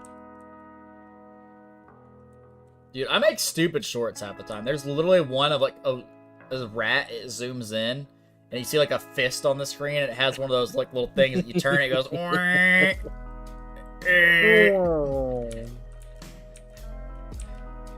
think I titled it, "You Just Got Ratted" or something like that. I hit him with a rat attack. That's what you called it. You got ratted. Yeah, I hit him with the rat attack. Oh my God. Oh, and I got a bunch of the "if you just close your eyes" memes when that was the thing still. You imagine people around you watching you film a banana calling a mango. Yeah, I hope to God someone in that Walmart heard me and looked at me like, "You, sir, are a certain type of stupid." A certain R word that can't be said on social media anymore.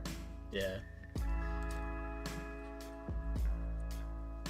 May God rest their poor souls if cancel culture today were able to get even 2 seconds of an Xbox party chat from 2006. Xbox party? School playground. Or that. I remember when I was in elementary school, some kids tricked me to say the F word, and I kept saying it repeatedly. And I was like, what? What does it mean? What does it mean? And then I remember I went to O'Charlie's. Some of you guys might not know what O'Charlie's is, but it might just be a Tennessee thing. But I went there with my family, and I was writing all the letters of the alphabet, A through Z, and putting the letters UCK next to them to see how many words I could make. Take a guess when my parents turned their head to the right and looked at what I was writing. It wasn't A. It wasn't B. Believe it or not, it wasn't C, D, or E. But it was F.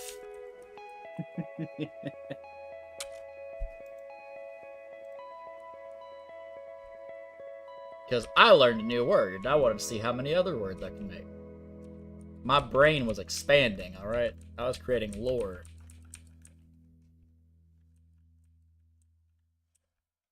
C would be a bad time for them to look, I feel like. I'm gonna be honest with you. I don't think my parents know a lot of words. And I don't even mean that as an insult. It's just... sometimes me and my friends have used certain words, and they have literally asked me, "Hey, what's that?" And it bothers me sometimes, because some of those words I feel like women should know, and some of them I feel like men should know. Yet they didn't know either. You know what you tell them? I'll tell you when you're older. That's right. That's honestly one of my favorite responses to someone.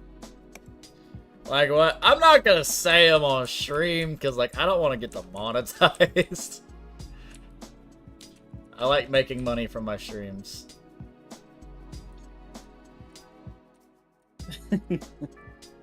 Well, okay, so YouTube keeps track of that stuff, right? Like, if you cuss too much, they get onto you. If you bring up a topic too much, they get onto you. And like, I just don't want to have to deal with it. They're very strict on their stuff because like the whole you can't hurt anybody's feelings. I freaking hate I hate how sensitive the world is, dude. They need to get the fuck over themselves. The entire world is too sensitive. Usually repetitive. It's still fun if the streamer sometimes talks to the chat. I try to talk to the chat every single time, as much as I can. I don't shut up, alright? I have an off button, but it's broke. Did it ever work to begin with? No. That's why it's broke. It was broke when I came out the factory.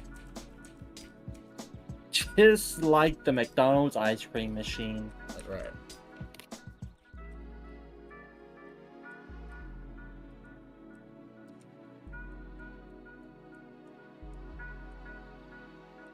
I think that's a good thing. That way people don't get bored.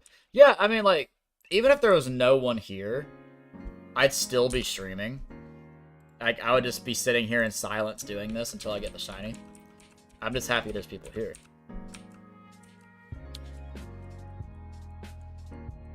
Dude, I was watching a video earlier today on dual discs, and it made me very sad that as a kid I got rid of my dual disc. I still have mine. Mine was like donated to Goodwill or something with a bunch of my toys as I was getting older and just didn't want them anymore. I wish I still had it.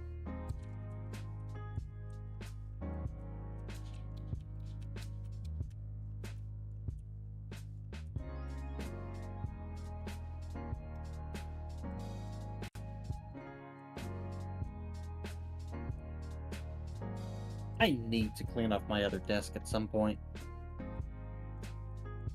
You can make a good Deadpool reference here. I'm gonna go for it. Yeah, I need to clean off my desk too. I've been working on it slowly, and I've gotten a lot of stuff off of it. It's a lot cleaner than it used to be. Well, at least you've made progress. Yeah. At least you started. Hold on, I'll send you a picture. I like keeping my desk very clean. I like keeping everything clean.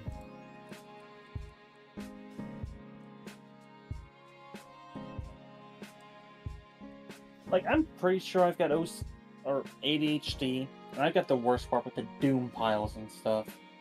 Like the didn't sort or didn't organize, only move.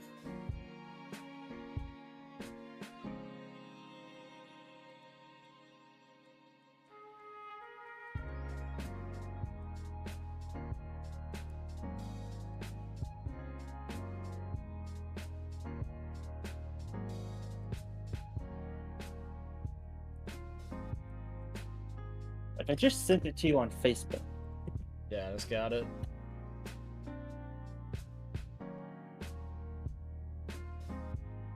Like, it is a mess. That's your desk? That is one of my desks, so I've got two. I've got the one that my monitors sit on that it's also a little clutter, but it's much easier to, like, clean off. What you trying to do with that black garden? Black garden? Where'd you see a black garden? Wouldn't you like to know? Oh! Oh! Don't worry about it. Quite a fan of the shiny Treecko, and by the way, have you done any push-ups today? Not today. I was going for 30 yesterday because I got some donos, but then my arm acted up because I have a shoulder injury. It started acting up on my 27th one. I was like so close to getting to 30.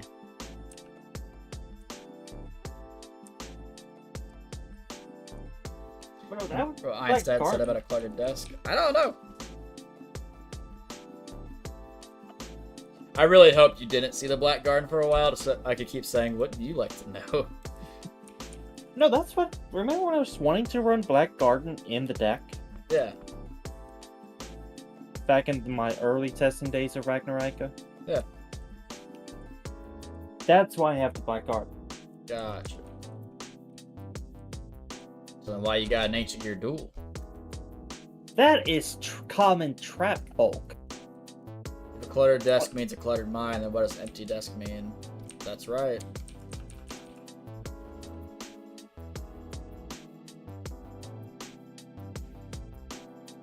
Yeah, a lot of those cubes, that's just like bulk that I haven't sorted or like stored because I don't have boxes for them. No shiny yet, Heath.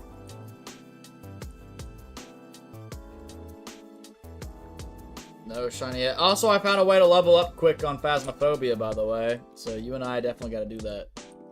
Yeah. 12 times multiplier, bro, Shursky. Welcome back, Sonic.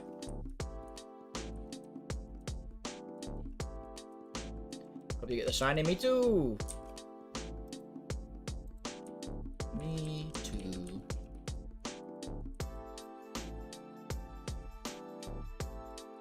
I'm very tempted to like put on a be right back screen for my camera, just so I can tear into a chicken breast.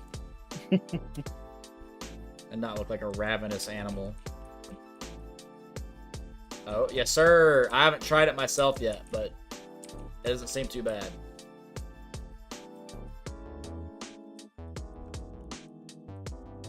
I saw a guy go in there and just get the ghost right and come out with 5K experience. Just for getting it right. Not even counting tasks. Or photos. Does it involve me getting good? Just slightly. Just slightly. Because like, it involves me getting good too. I still need to get one of those mat displays for that Vanquish Soul mat I got from Greg a few months ago. Alright, Mason, you have a good one. Yes, I will be live tomorrow because I close tomorrow night and the night after. So I'll be live because I don't have to be up early the next day. So I will be live. But it probably won't be until about 11:30 Eastern time. Because I get off work at 10:30 at night. But that's when I'm scheduled to get off. That doesn't mean when I actually get off. It could be like 11:30 when I get off for all I know. Which means I get home at like midnight and then stream at midnight. Go live Or it till could like be 2 a.m. sooner if it's a slow day.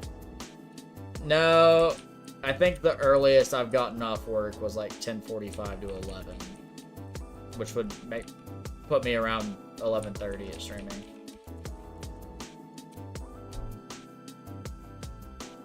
So bye, Weevil. I'll tune in tomorrow. Turtle, have fun at work. Thank you, thank you. Later.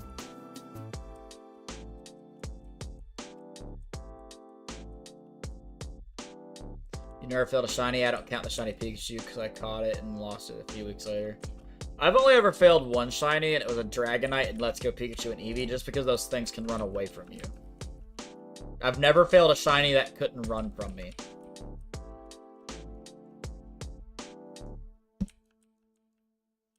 Honestly, I think Let's Go Eevee was the only Pokemon game that I legitimately completed the Pokédex on. I thought about playing Let's Go Pikachu again.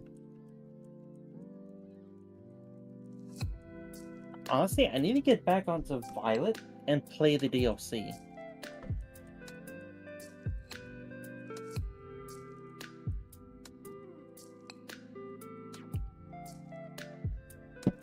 Man, that chicken breast calling my name, chat.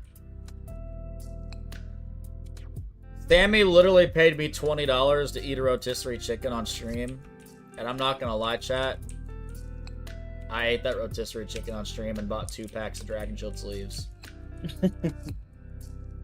I got to eat a chicken and get sleeves. It was a good deal. I'd make that deal. You make that deal? Dang good deal. You always try to use quick balls unless it's Pokemon Go, in case which you just use Ultra Balls. That's fair. Quick balls are nice. Go for a quickie. Honestly, in Pokemon Go, I just use whatever I have the most of. I barely play Pokemon Go. I used to play it a lot in Troy, just because the Troy campus was just littered with Pokestops and like 4 gyms. But that's it.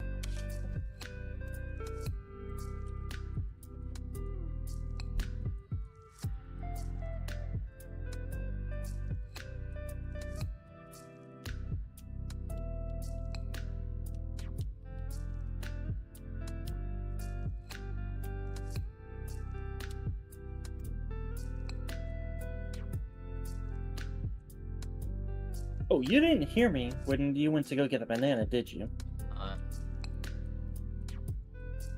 So you said you were thinking about like chicken and the banana. I said, you talking about don't, Facebook? Yeah, I said don't doom scroll through Facebook. Because last night I said something about wanting to get pizza. Never got the pizza. Was just doom scrolling through Facebook, and like every other video was something pizza related. Like homemade pizza puffs, pizza egg rolls, pull apart pizza bread. I get stuff recommended to me for Yu-Gi-Oh! All the time on Facebook. You know what I get suggested to me a lot on Facebook? What's that? Paranormal stuff. Really? Yeah. I feel like that's what I should be getting recommended because I watch so much paranormal stuff.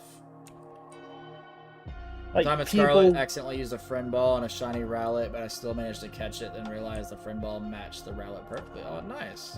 Huh. Happy accident.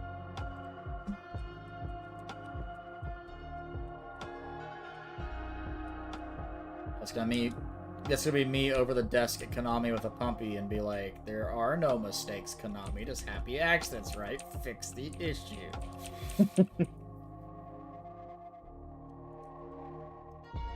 Yeah, I watch a lot of paranormal shows and stuff, so I'm surprised my phone just doesn't hear it in the room. Be like, oh, we should show them. Let's write that down. Yeah, a lot of it's just like people recording like strange stuff happening in their houses. Like quote unquote skinwalkers and ghosts caught on camera. I've had some really scary paranormal experiences myself. Oh, I seen an actual ghost when I was a kid. I got a recording of what I still believe to this day is a demon. I picked it up on a recording. We threw the recording in the woods, never looked back. But, I think it followed me a little bit into teenage/adulthood, and I haven't, like, experienced it since. So, I'll tell the story, because I got nothing but time. Some of you guys in chat have heard this story before. I don't think I've told you, CJ, but I'll explain the part that, like, I think it followed me into adulthood. So, years ago, I went to one of my best friend's birthday parties, right? I think I was, like, 12 or 13, and he just turned, like, 13, 14-ish. Like, he's barely older than me. He was born in March of 98. I was born in April of 98. Anyways, went to his birthday party, stayed the night. The people that stayed the night were him, of course, because he lives there, myself, and 2 of our other friends. And we decided we wanted to go ghost hunting at 3 a.m., which is typically called the witching hour. That's where all the paranormal stuff happens. We decided at the beginning of the night we were going to scare this other guy, right? And I scared this guy bad. He, like, almost pissed himself. We felt really bad afterwards. So I'll skip all that because it's irrelevant to the story. But going up to that point, we had put this little, like, rectangular recorder in his bathroom, in his room, and locked the door because the dog he had at the time could jump up and, like, press down on the handle and open the door, which we didn't want that to do. So we locked that door. Then on the way to the living room, we placed his 3DS in the bathroom on the recording video thing, press record. Then we were in the living room doing this thing where we scared the guy, right? Well, we're sitting in the living room while the light's out, and we're like, all right, let's turn the flashlight on and go back towards the room. We turn the flashlight on, and it just like dims down to nothing and dies in like 5 seconds. And we all kind of just like look at each other in the dark after our eyes adjust, and we're like, yo, that's crazy. Your flashlight is like kind of busted. He's like, my bad. Let me open up some new batteries. So he did. Fresh out the pack. Put him on the flashlight. Same thing. 5 seconds down and it dies to nothing. So we're looking at each other like, dude, this flashlight's busted. He's like, yeah. That's gotta be it. Like, we're all kind of nervous. We're just like playing it off. Well, I remember it was randomly after that so dark in the living room that you could not see your hand like a couple inches from your face. Like, it was so dark. So like we all kind of like grabbed each other by the arms and we're making our way towards his bedroom because we were kind of freaking out at this point. And we were like, wait, we have to get the DS from the bathroom because it's on record. I remember we opened the bathroom door and the whole room is like this lime neon green because both screens on the DS had like this mosaic pattern and it was just green and it was freaky. So we grab it and run to the room and we cannot turn the DS off. It will not turn off. So we closed it and just chucked it under the bed. And we're freaking out and we're like, someone's got to go in there and get this recorder from the bathroom. And we all looked at the guy that I scared. He's like, I'm not going in there. We're like, you're going in there. You're getting it. Like, we're not going in there. He's like, fine. So he like opens the door, grabs it, and just jumps back up on the bed and the recording ends. Well, we listened to the recording. And nothing to this point has sounded demonic in any way, right? Well, here's where you're wrong. So, we listen to the recording. It's about 9.5 minutes in total. And the first couple seconds you hear saying, dude, this is going to be so funny. This is going to be great, blah, blah, blah, blah. So we're talking about scaring this guy, right? Then you hear the door close. Then you hear it lock. You can kind of barely hear us in the background. You hear the bedroom door shut, and it's silent. You just hear like kind of the hum of the recorder for 8 minutes. Then you hear what sounds like the drawer in the bathroom being yanked out of the cabinet and stuff hit the floor. And you hear like these heavy footprints with claws just stomping, like not really stomping, but like walking across the floor. It's heavy. Then you hear us come screaming down the hallway, open the bedroom door, telling this other guy, go in there, get the recording. So he goes up there and gets it. There's nothing on the floor. Everything was in perfect order, but it was terrifying. So we go out the next day, chuck the recorder into the woods, and never look back. We never found the thing, so we never went looking for it, but I doubt anyone ever did. Well, fast forward a couple of years down the road, I was like 17, 18-ish, and we moved out of my childhood home, and this is like 4 or 5 years after this, and we are going to be building the house I'm in right now, because like, long story short, I've moved back home briefly, and here I am. But we moved into this house, so my sister and I both still lived at home. And before we moved, I remember the last night in my old room. To explain to you guys, I had a bed that faced towards the door to my room. On my left were 2 closet doors, and above me was like this wall brace, because the room used to be 2 rooms. And you could access both closets from each room. I remember I was laying there, and I got sleep paralysis. Well, I'm no stranger to sleep paralysis. It sucks. I've had it many times. What was different, though, and this is only part of the thing I was talking about, because part of it happens at this house, too. I saw this figure open my door and come out of the closet, which I was like, okay, it's sleep paralysis. This is normal, you know, it's whatever. It was just this dark, shadowy figure. And I remember it sat on the corner of my bed, and like the humanoid figure, there was no features, there was no face, nothing. But like where you know the face would be, like it was sitting down, kind of like turned around with its hand on the bed looking at me. And I'm just sitting there like, what is this? And it would stand up and kind of like walk around the bed with its fingers, kind of like just tracing the edge of the bed as it walked around. And where its face would like be looking at me as it goes around the bed. It'd come back around, sit down, put its hand on the bed, looking back at me. And it would like gently rub my arm, right? And this was really weird, but it would do that. It'd get up, do it again, come back, rub my arm. But this time it's a little bit harder. get up, rub my arm, go back, rub it a little bit harder, to the point where I felt like my arm was on fire. And, like, the pain jolted me out of the sleep paralysis. And I'm, like, throwing the covers all over myself. I was like, get out, what is this, like, because I felt it. I was like, someone's in my room. This is, like, somebody in some weird suit or something. There was nobody there.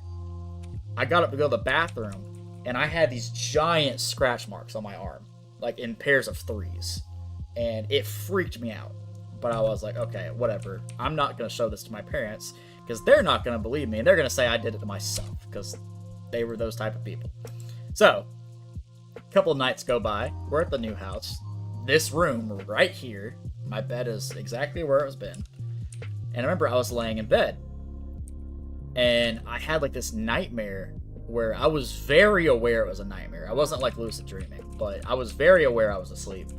And I was trying to wake up, and I could feel like my eyelids like moving, trying to open, but I couldn't open them. Like I had that crusty liquid, whatever, that was like on my eyelids and like sealing them shut.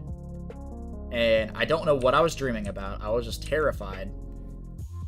And eventually my eyes forced open. Like I got the stuff out of my eyelids.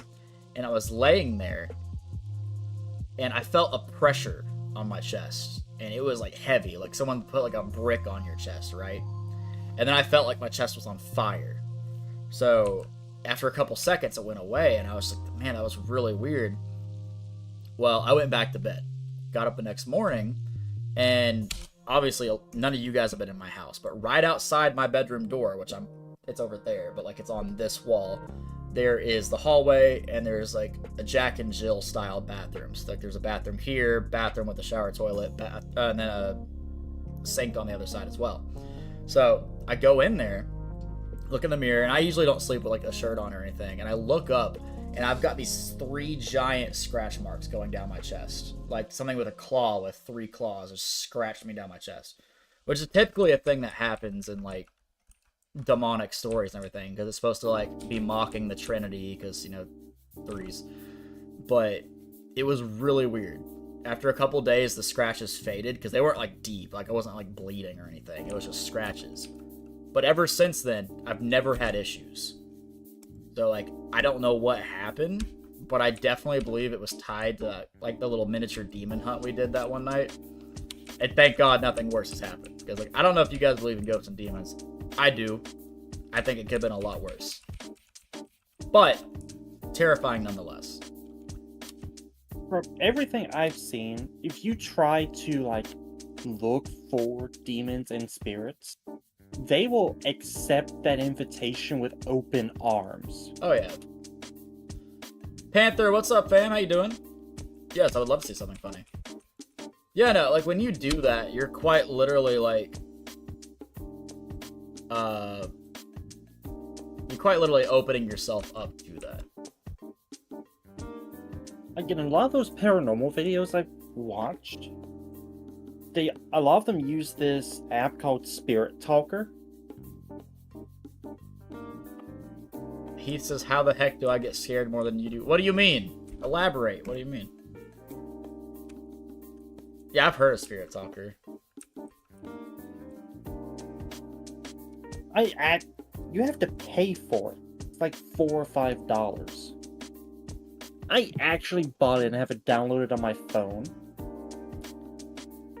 I'm actually almost scared to fully try it, knowing that if I do, stuff's going to happen. Like in Phasmo and spooky games? No, I mean, like, what do you mean, like, how do you get more scared than I do? What do you mean?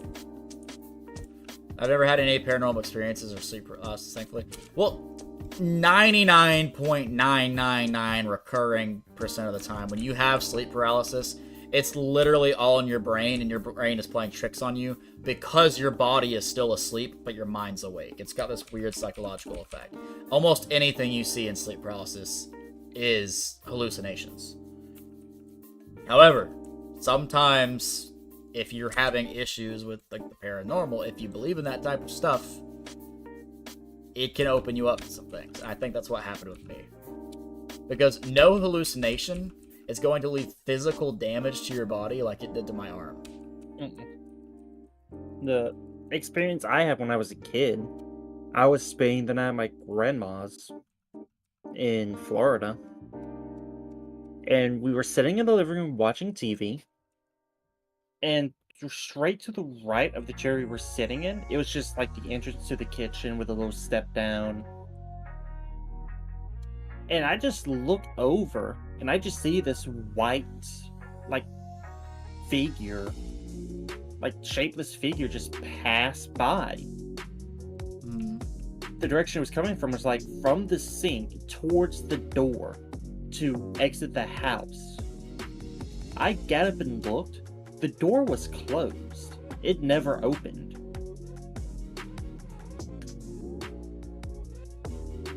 I've got some pretty scary stories I can tell about what I also believe was supernatural experiences. But, like, none of them were as in-depth and detailed as that specific paranormal experience I had. But I got some definitely interesting stuff. You literally never jump at Phasmo. I've jumped at Phasmo, like, once. I remember, like, updates ago, when the hay the ghost used to be a lot louder, and it would appear in front of you when it did the hay.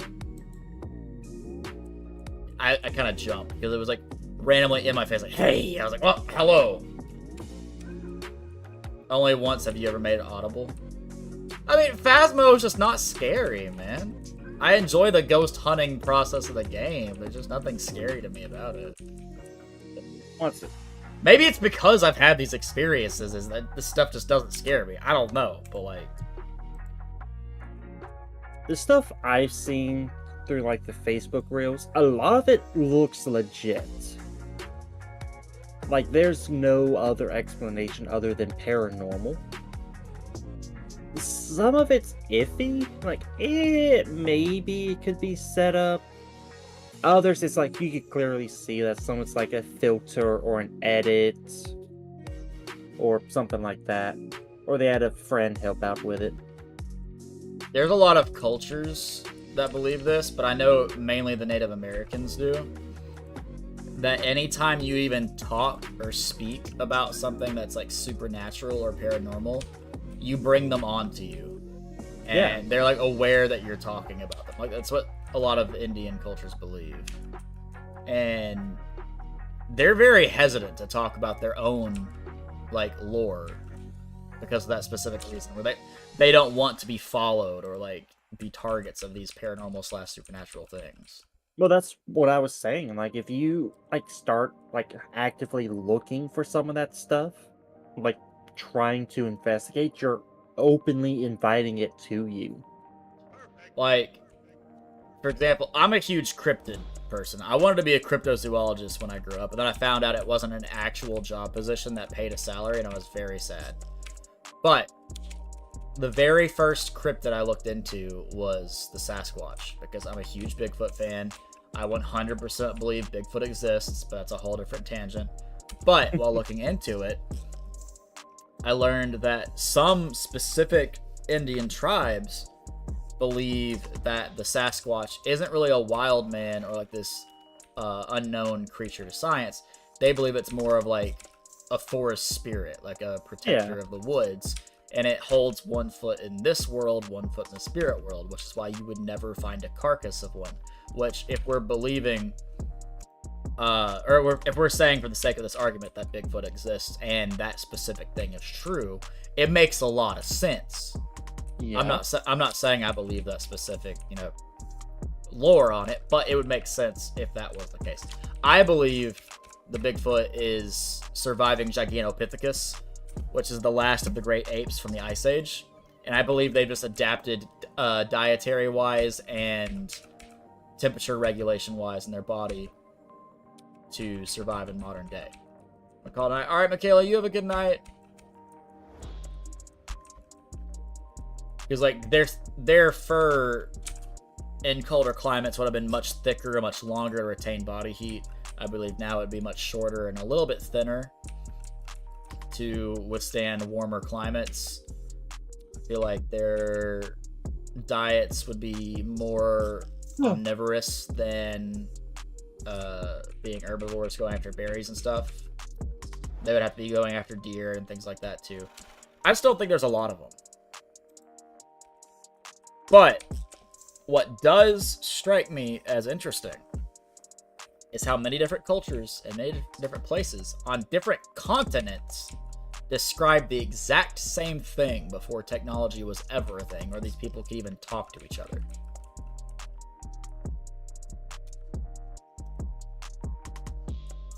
It's a little weird to me.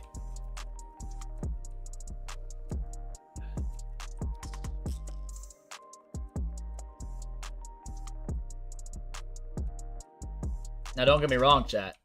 There's some cryptids out there that I think are freaking stupid, and they definitely don't exist. Like, there's a show I used to love on the Discovery Channel, or it was the History Channel, I think. It was called Monster Quest. Loved that show. However, I think I remember that. However, there's an episode, and I cannot tell you what the cryptid in the show is called, but it's like this lizard man whose bottom half is inside of like this little UFO hoverboard thing that he goes around the woods. It just flies around. I'm like, no, this is stupid. This does not exist. But if it's something that I could scientifically say, hey, there's a shot this exists, like the Sasquatch, I can get behind that. Loch Ness Monster, I can get behind that. Yeah. Lizardmen and hoverboards, I don't get behind that. The Snaily Gaster, that's a dope name.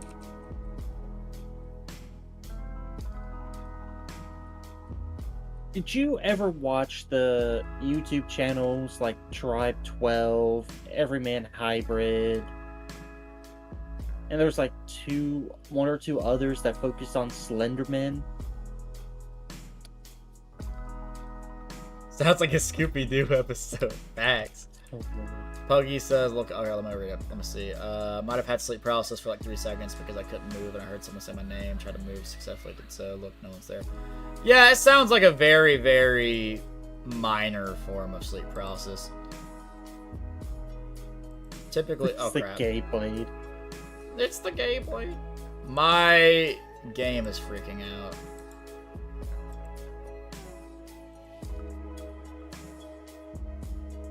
Yeah, you're over 7,000 encounters and no Treecko. Dude, in Emerald, I'm over 24,000 random encounters for Auron, and have not even found a different shiny. I found nothing. I wonder if it just has something to do with the emulators. No, I mean, I found Poochyena on here. The emulator is the exact same as the actual cartridges themselves. Now, when you're doing like static encounters in Emerald, it's different because of the shiny frame. Because Emerald's just weird. But for random encounters, it's just normal. Because random encounters are always random.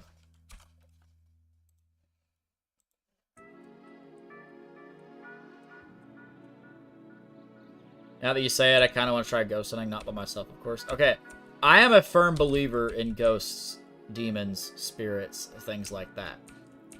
So I will warn you. A lot of times, nothing will probably happen. At all. You'll probably get nothing, be disappointed, say this is stupid. But, on the off chance you do interact with something, you must be It's gonna go down. Be increasingly careful. Because you never know what that thing is. The thing that scares me the most about ghosts, and especially demons, is, let's assume, for the sake of this argument, like, I don't know, werewolves existed, right? I could punch one of those. I'm gonna die, but I could punch it. I can't punch a ghost, okay? That's what scares me the most. You can't touch these things. DBZ Bridge Goku versus Frieza. I'm gonna punch you in the snot. That's right. And then gets the shit beat out of him. Not saying I believe in werewolves, chat. I'm just using that as an example.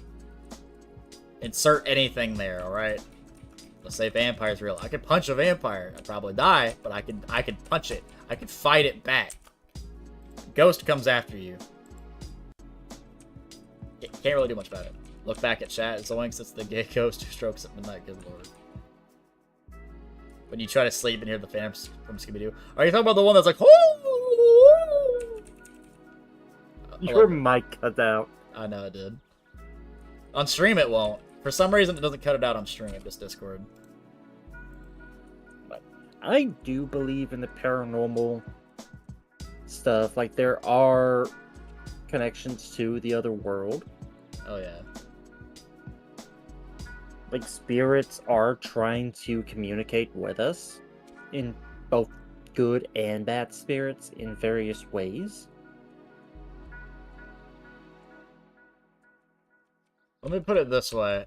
I'm going to bed. Alright, Max, you have a good one. With my faith, and I won't, like, say publicly, because, like, I have a rule on my channel, like, where we don't talk about religion, politics, yada, yada, yada. But with my faith, it makes it very hard to believe in ghosts. Demons, not so much, because, like, it makes sense. Ghosts, however, like people's spirits, it makes it very hard to believe in that. However, nowhere in my faith does it say after you die and, like, all the stuff we do know about the afterlife is, like, that's in there, happens. That other things can't. Like, it doesn't say, hey, now that this has happened and you're dead,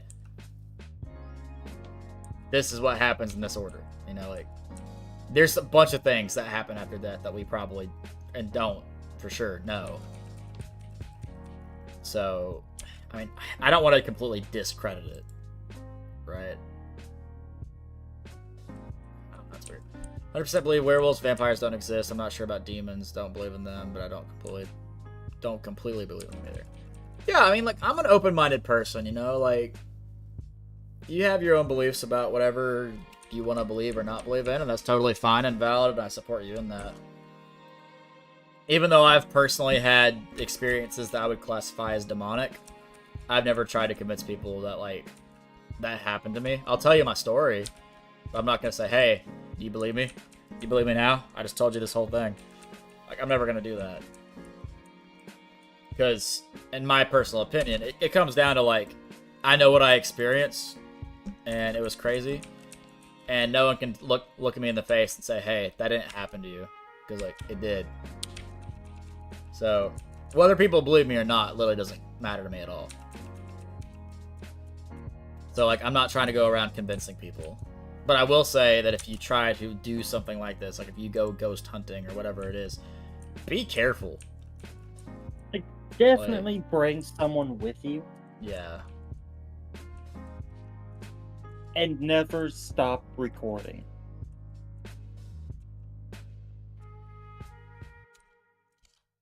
Like, if you have to, bring another phone simply to use as a camera or an actual camcorder of some kind. Because a lot of the times, something will happen, you can't see it, but the cameras will.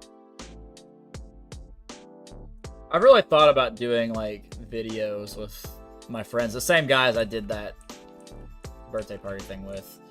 Like, where we go to abandoned buildings or supposedly haunted places and, like, make videos on it. But, like, A, I don't know when I'd have the time to do that, and B, I don't know if I could convince them to do that. Honestly, I've kind of thought about the same thing, but the same situation. When exactly would I have time, and who could I convince to go with me? We could go to that thing in Tuscaloosa. Thing in Tuscaloosa? There's, like, a really haunted place in Tuscaloosa. Huh.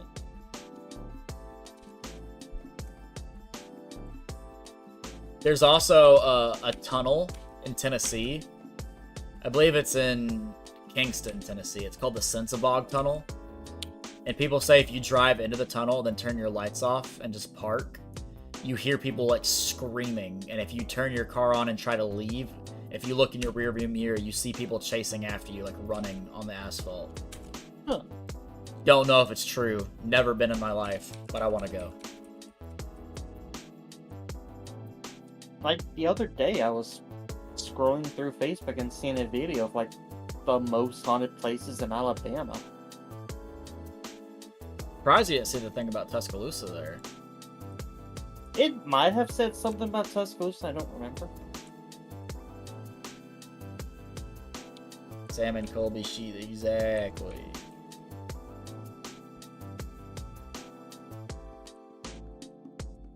Do you have any other scary stories? If you do, I'd like to hear them. Okay. I have what I believe is the most compelling of my stories for something supernatural. And when I say supernatural, we're talking in the realm of like werewolves, vampires, yada, yada, yada, yada. I'm not saying it's any of those things. I'm just saying that's like the area we're talking about, right? Some type of supernatural creature. I don't know what it was. I never saw the thing. I just heard it. So, story is, senior year of high school, me and some friends have a bonfire at a friend's house, out like this little side field from his house. And we're talking about like what we're gonna do after we graduate and stuff like this. It sounds like a really bad scary movie, I know.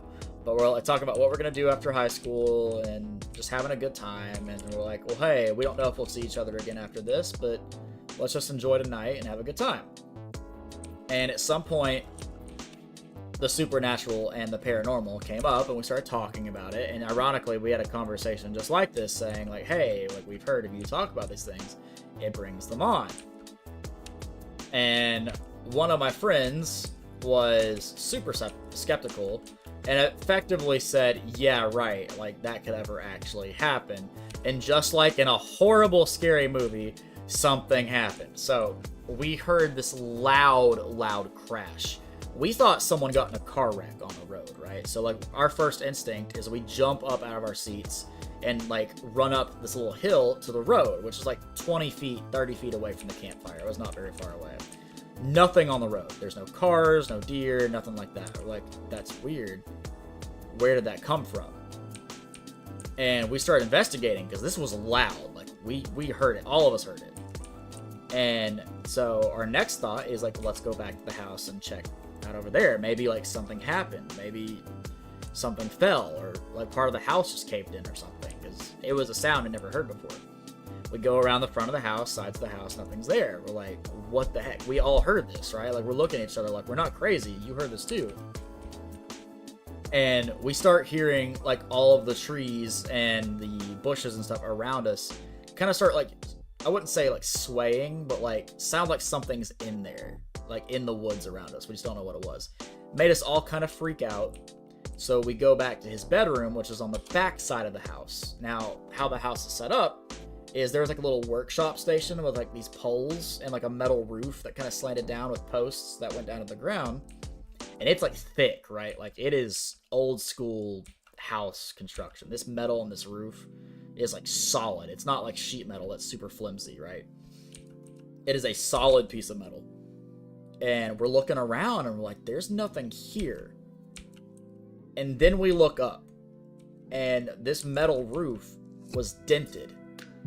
So we back up and we look and the lights are on, and there is this massive rock. I wouldn't say it's a boulder. Like it wasn't huge like that, but it was big. Like this thing weighed a couple 100 pounds. There's no way someone could pick this thing up and throw it 8-9 feet up onto the roof. So we're standing there. None of us want to or can move. We're just looking at it in shock. No one says a word to each other. And then we hear the bushes rustling again. So we all just like go into human instinct mode, like primal stuff, and just run into the house, lock the door, close the blinds, and we're just sitting there in the dark, not saying anything. And then we hear footsteps outside. They didn't sound like human footsteps, like with shoes, but they didn't really sound like a deer or a coyote either. I live in the South. We hear stuff like that all the time. I'd never heard footsteps like this before. And all I remember is we were sitting there, and one of the girls that was with us, because she was the only one there, was kind of like trying to say something, but she couldn't get anything out because we were all so scared. Like the guys were scared too, I'll admit. We were terrified. And then the last thing I remember before we ran into the living room and closed the door, because they had like this little hallway door system where you go through a door here from the kitchen to the back area through another door to his bedroom, through his door to that back door. So there's a lot of doors, right? The last thing that happened before we ran up to the front of the house is we hear like claws coming down the door, like it's scratching, trying to get in. Not like, you know, aggressively, like it's like digging into the door, just slowly dragging claws down the door. So we're like, yeah, no, that's a nope. So we ran to the living room, close all the blinds, lock the doors there. Because the door in the back is old. We're like, okay, if this thing, by some realm of possibility, is intelligence, we don't want it to break through the door that's the thinnest one. Because this is an old freaking door. We stayed awake all night until the sun came up and immediately left the house. None of us stayed there. Like, I don't even know where he went. He went to some family member's house. I don't know where he went. We didn't talk about it. We've never talked about this night since to each other. I've mentioned this story to multiple friends before, but none of us have talked about this before because it was terrifying. I never knew what it was. For all I know, that scratching I heard could have been an actual coyote that hurt us inside and was just scratching at the door, like trying to figure out what it was. I don't know. All I know is there was a giant rock on the roof, and there was something that only came out of the woods after we went inside and was scratching at the door. Now, the next morning, or not morning, but like afternoon, when my buddy went back to his house, he told me to come over the next day. And I was like, it's the weekend. I'm with my family, because I still lived at home, and I didn't have a car at the time. So I had to have my mom and dad come get me from this house the next day. And he was like, no, you got to come over. You got to see this. And I was like, okay, I'll see what I can do. I got my family to drop me off. And he just basically grabbed my arm and pulled me around the house. And I was like, where are we going? He's like, just shut up. Come here. There were scratch marks all the way up and down this door. Like some wild animal was trying to get into the house frantically. But remember from the night before, it never sounded like something was trying to dig through the door and get in. We just heard these slow scratch marks. So it sat there and did that all night. I don't know what it was. It was probably just a wild animal with my logical brain here. It was probably just a wild animal. But I don't know that. All I know is what happened. And we still could not explain the rock, no matter how we tried to. He got up there with a ladder, got on the roof, and over time, I guess he found a way to wedge it off the roof with boards of wood or something. I don't know how he got it off there. But it was interesting nonetheless. Like I said, I never saw anything. I never saw it myself with my own eyes and said, hey, that's a whatever. All I can say is I heard it. And it's not footsteps that I've heard before. That is my most supernatural story I have. And there's nothing I can say about it or give evidence to say, hey, X creature exists, or this was X creature, because I have no proof of it other than what I heard and saw and what my friends heard and saw. So, I don't know what it was. All I know is it was scary. That's all I know. What's up, Panther?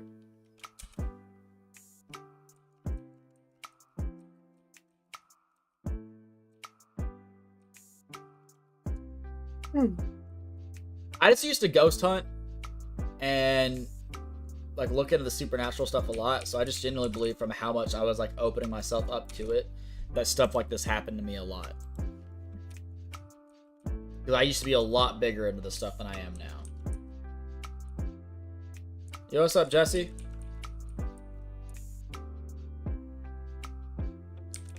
Look up fake Hitmonlee plush. I'll have to do that after stream, fam.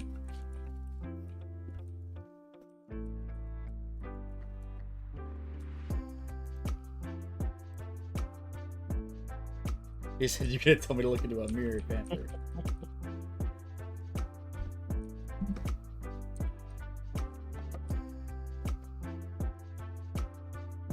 No, that is something I am hesitant about, starting trying to ghost hunt, is I know after I do, literal hell is going to break loose, and more stuff's going to start happening. I mean, it's not guaranteed, but it's always a risk you take. It's just in my opinion, with ghost hunting, it's the same as driving a car. Every time you leave the house, you risk getting into a car wreck and dying or something, the danger's there. You just gotta take proper precautions. Do I shiny hunt a lot? Yes. I shiny hunt every single stream. And I'm gonna be doing other shiny hunts soon besides just this one. But for now, I'm just kind of focusing on Treecko. Yeah, I think the issue some people have with it is they just don't know how to take proper precautions and like be safe about it. Like always having someone with you. You never want to do that type of stuff alone. No. Don't mock or entice things to do things to you. Don't like curse at things. Like don't tempt them in any way. Because there's a reason why they're called curse words. Yeah.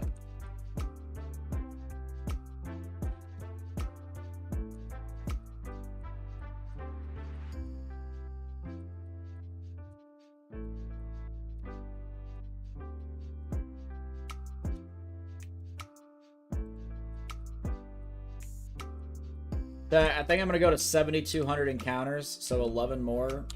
What am I call it? We've already been live for 2.5 hours. And I think it's been a really good stream. Yeah, it's already past 12 o'clock for me. You work tomorrow? Unfortunately. We got 10 more encounters.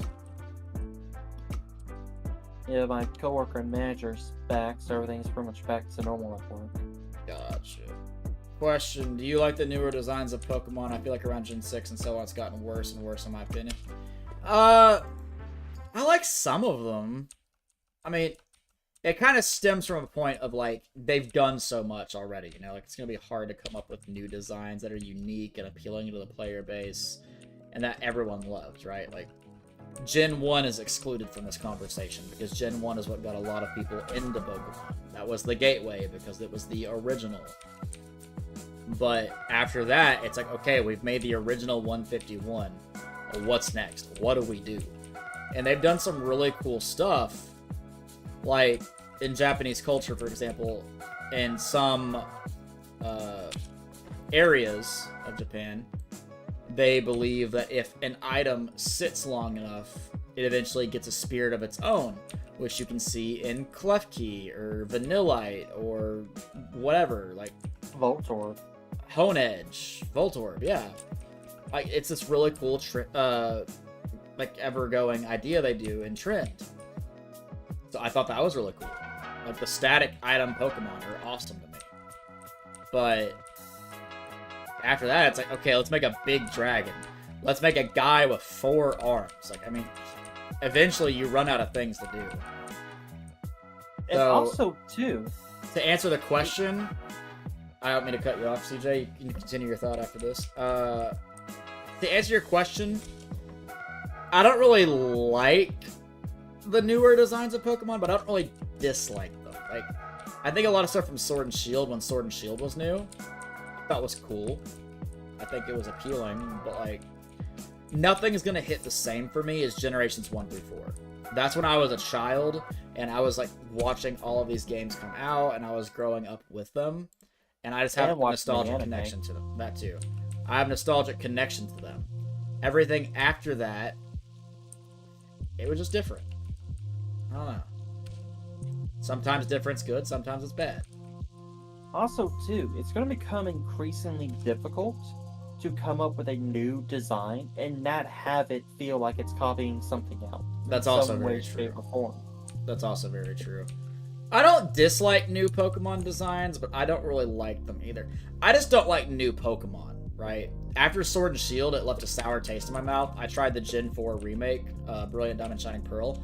Hated it. I refused to play Scarlet and Violet.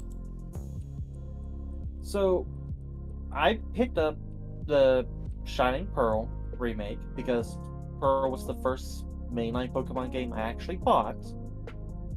It feels like a direct 1-to-1 copy of the original Pearl game, minus the underground and some quality of life changes. I don't know. To me, like, the game felt the same, but the vibe was off. I loaded into it, got to Sanjum Town, and there was just nothing about it in that short amount of time that felt anywhere near the same as the original. And I just felt sick playing it. I don't know why. Also, chat, that is 7,200 encounters. I'm going to call it here. So I'll catch you guys tomorrow for another live stream. I really hope to see you guys there. You take it easy. Have a good one. See you when I see you.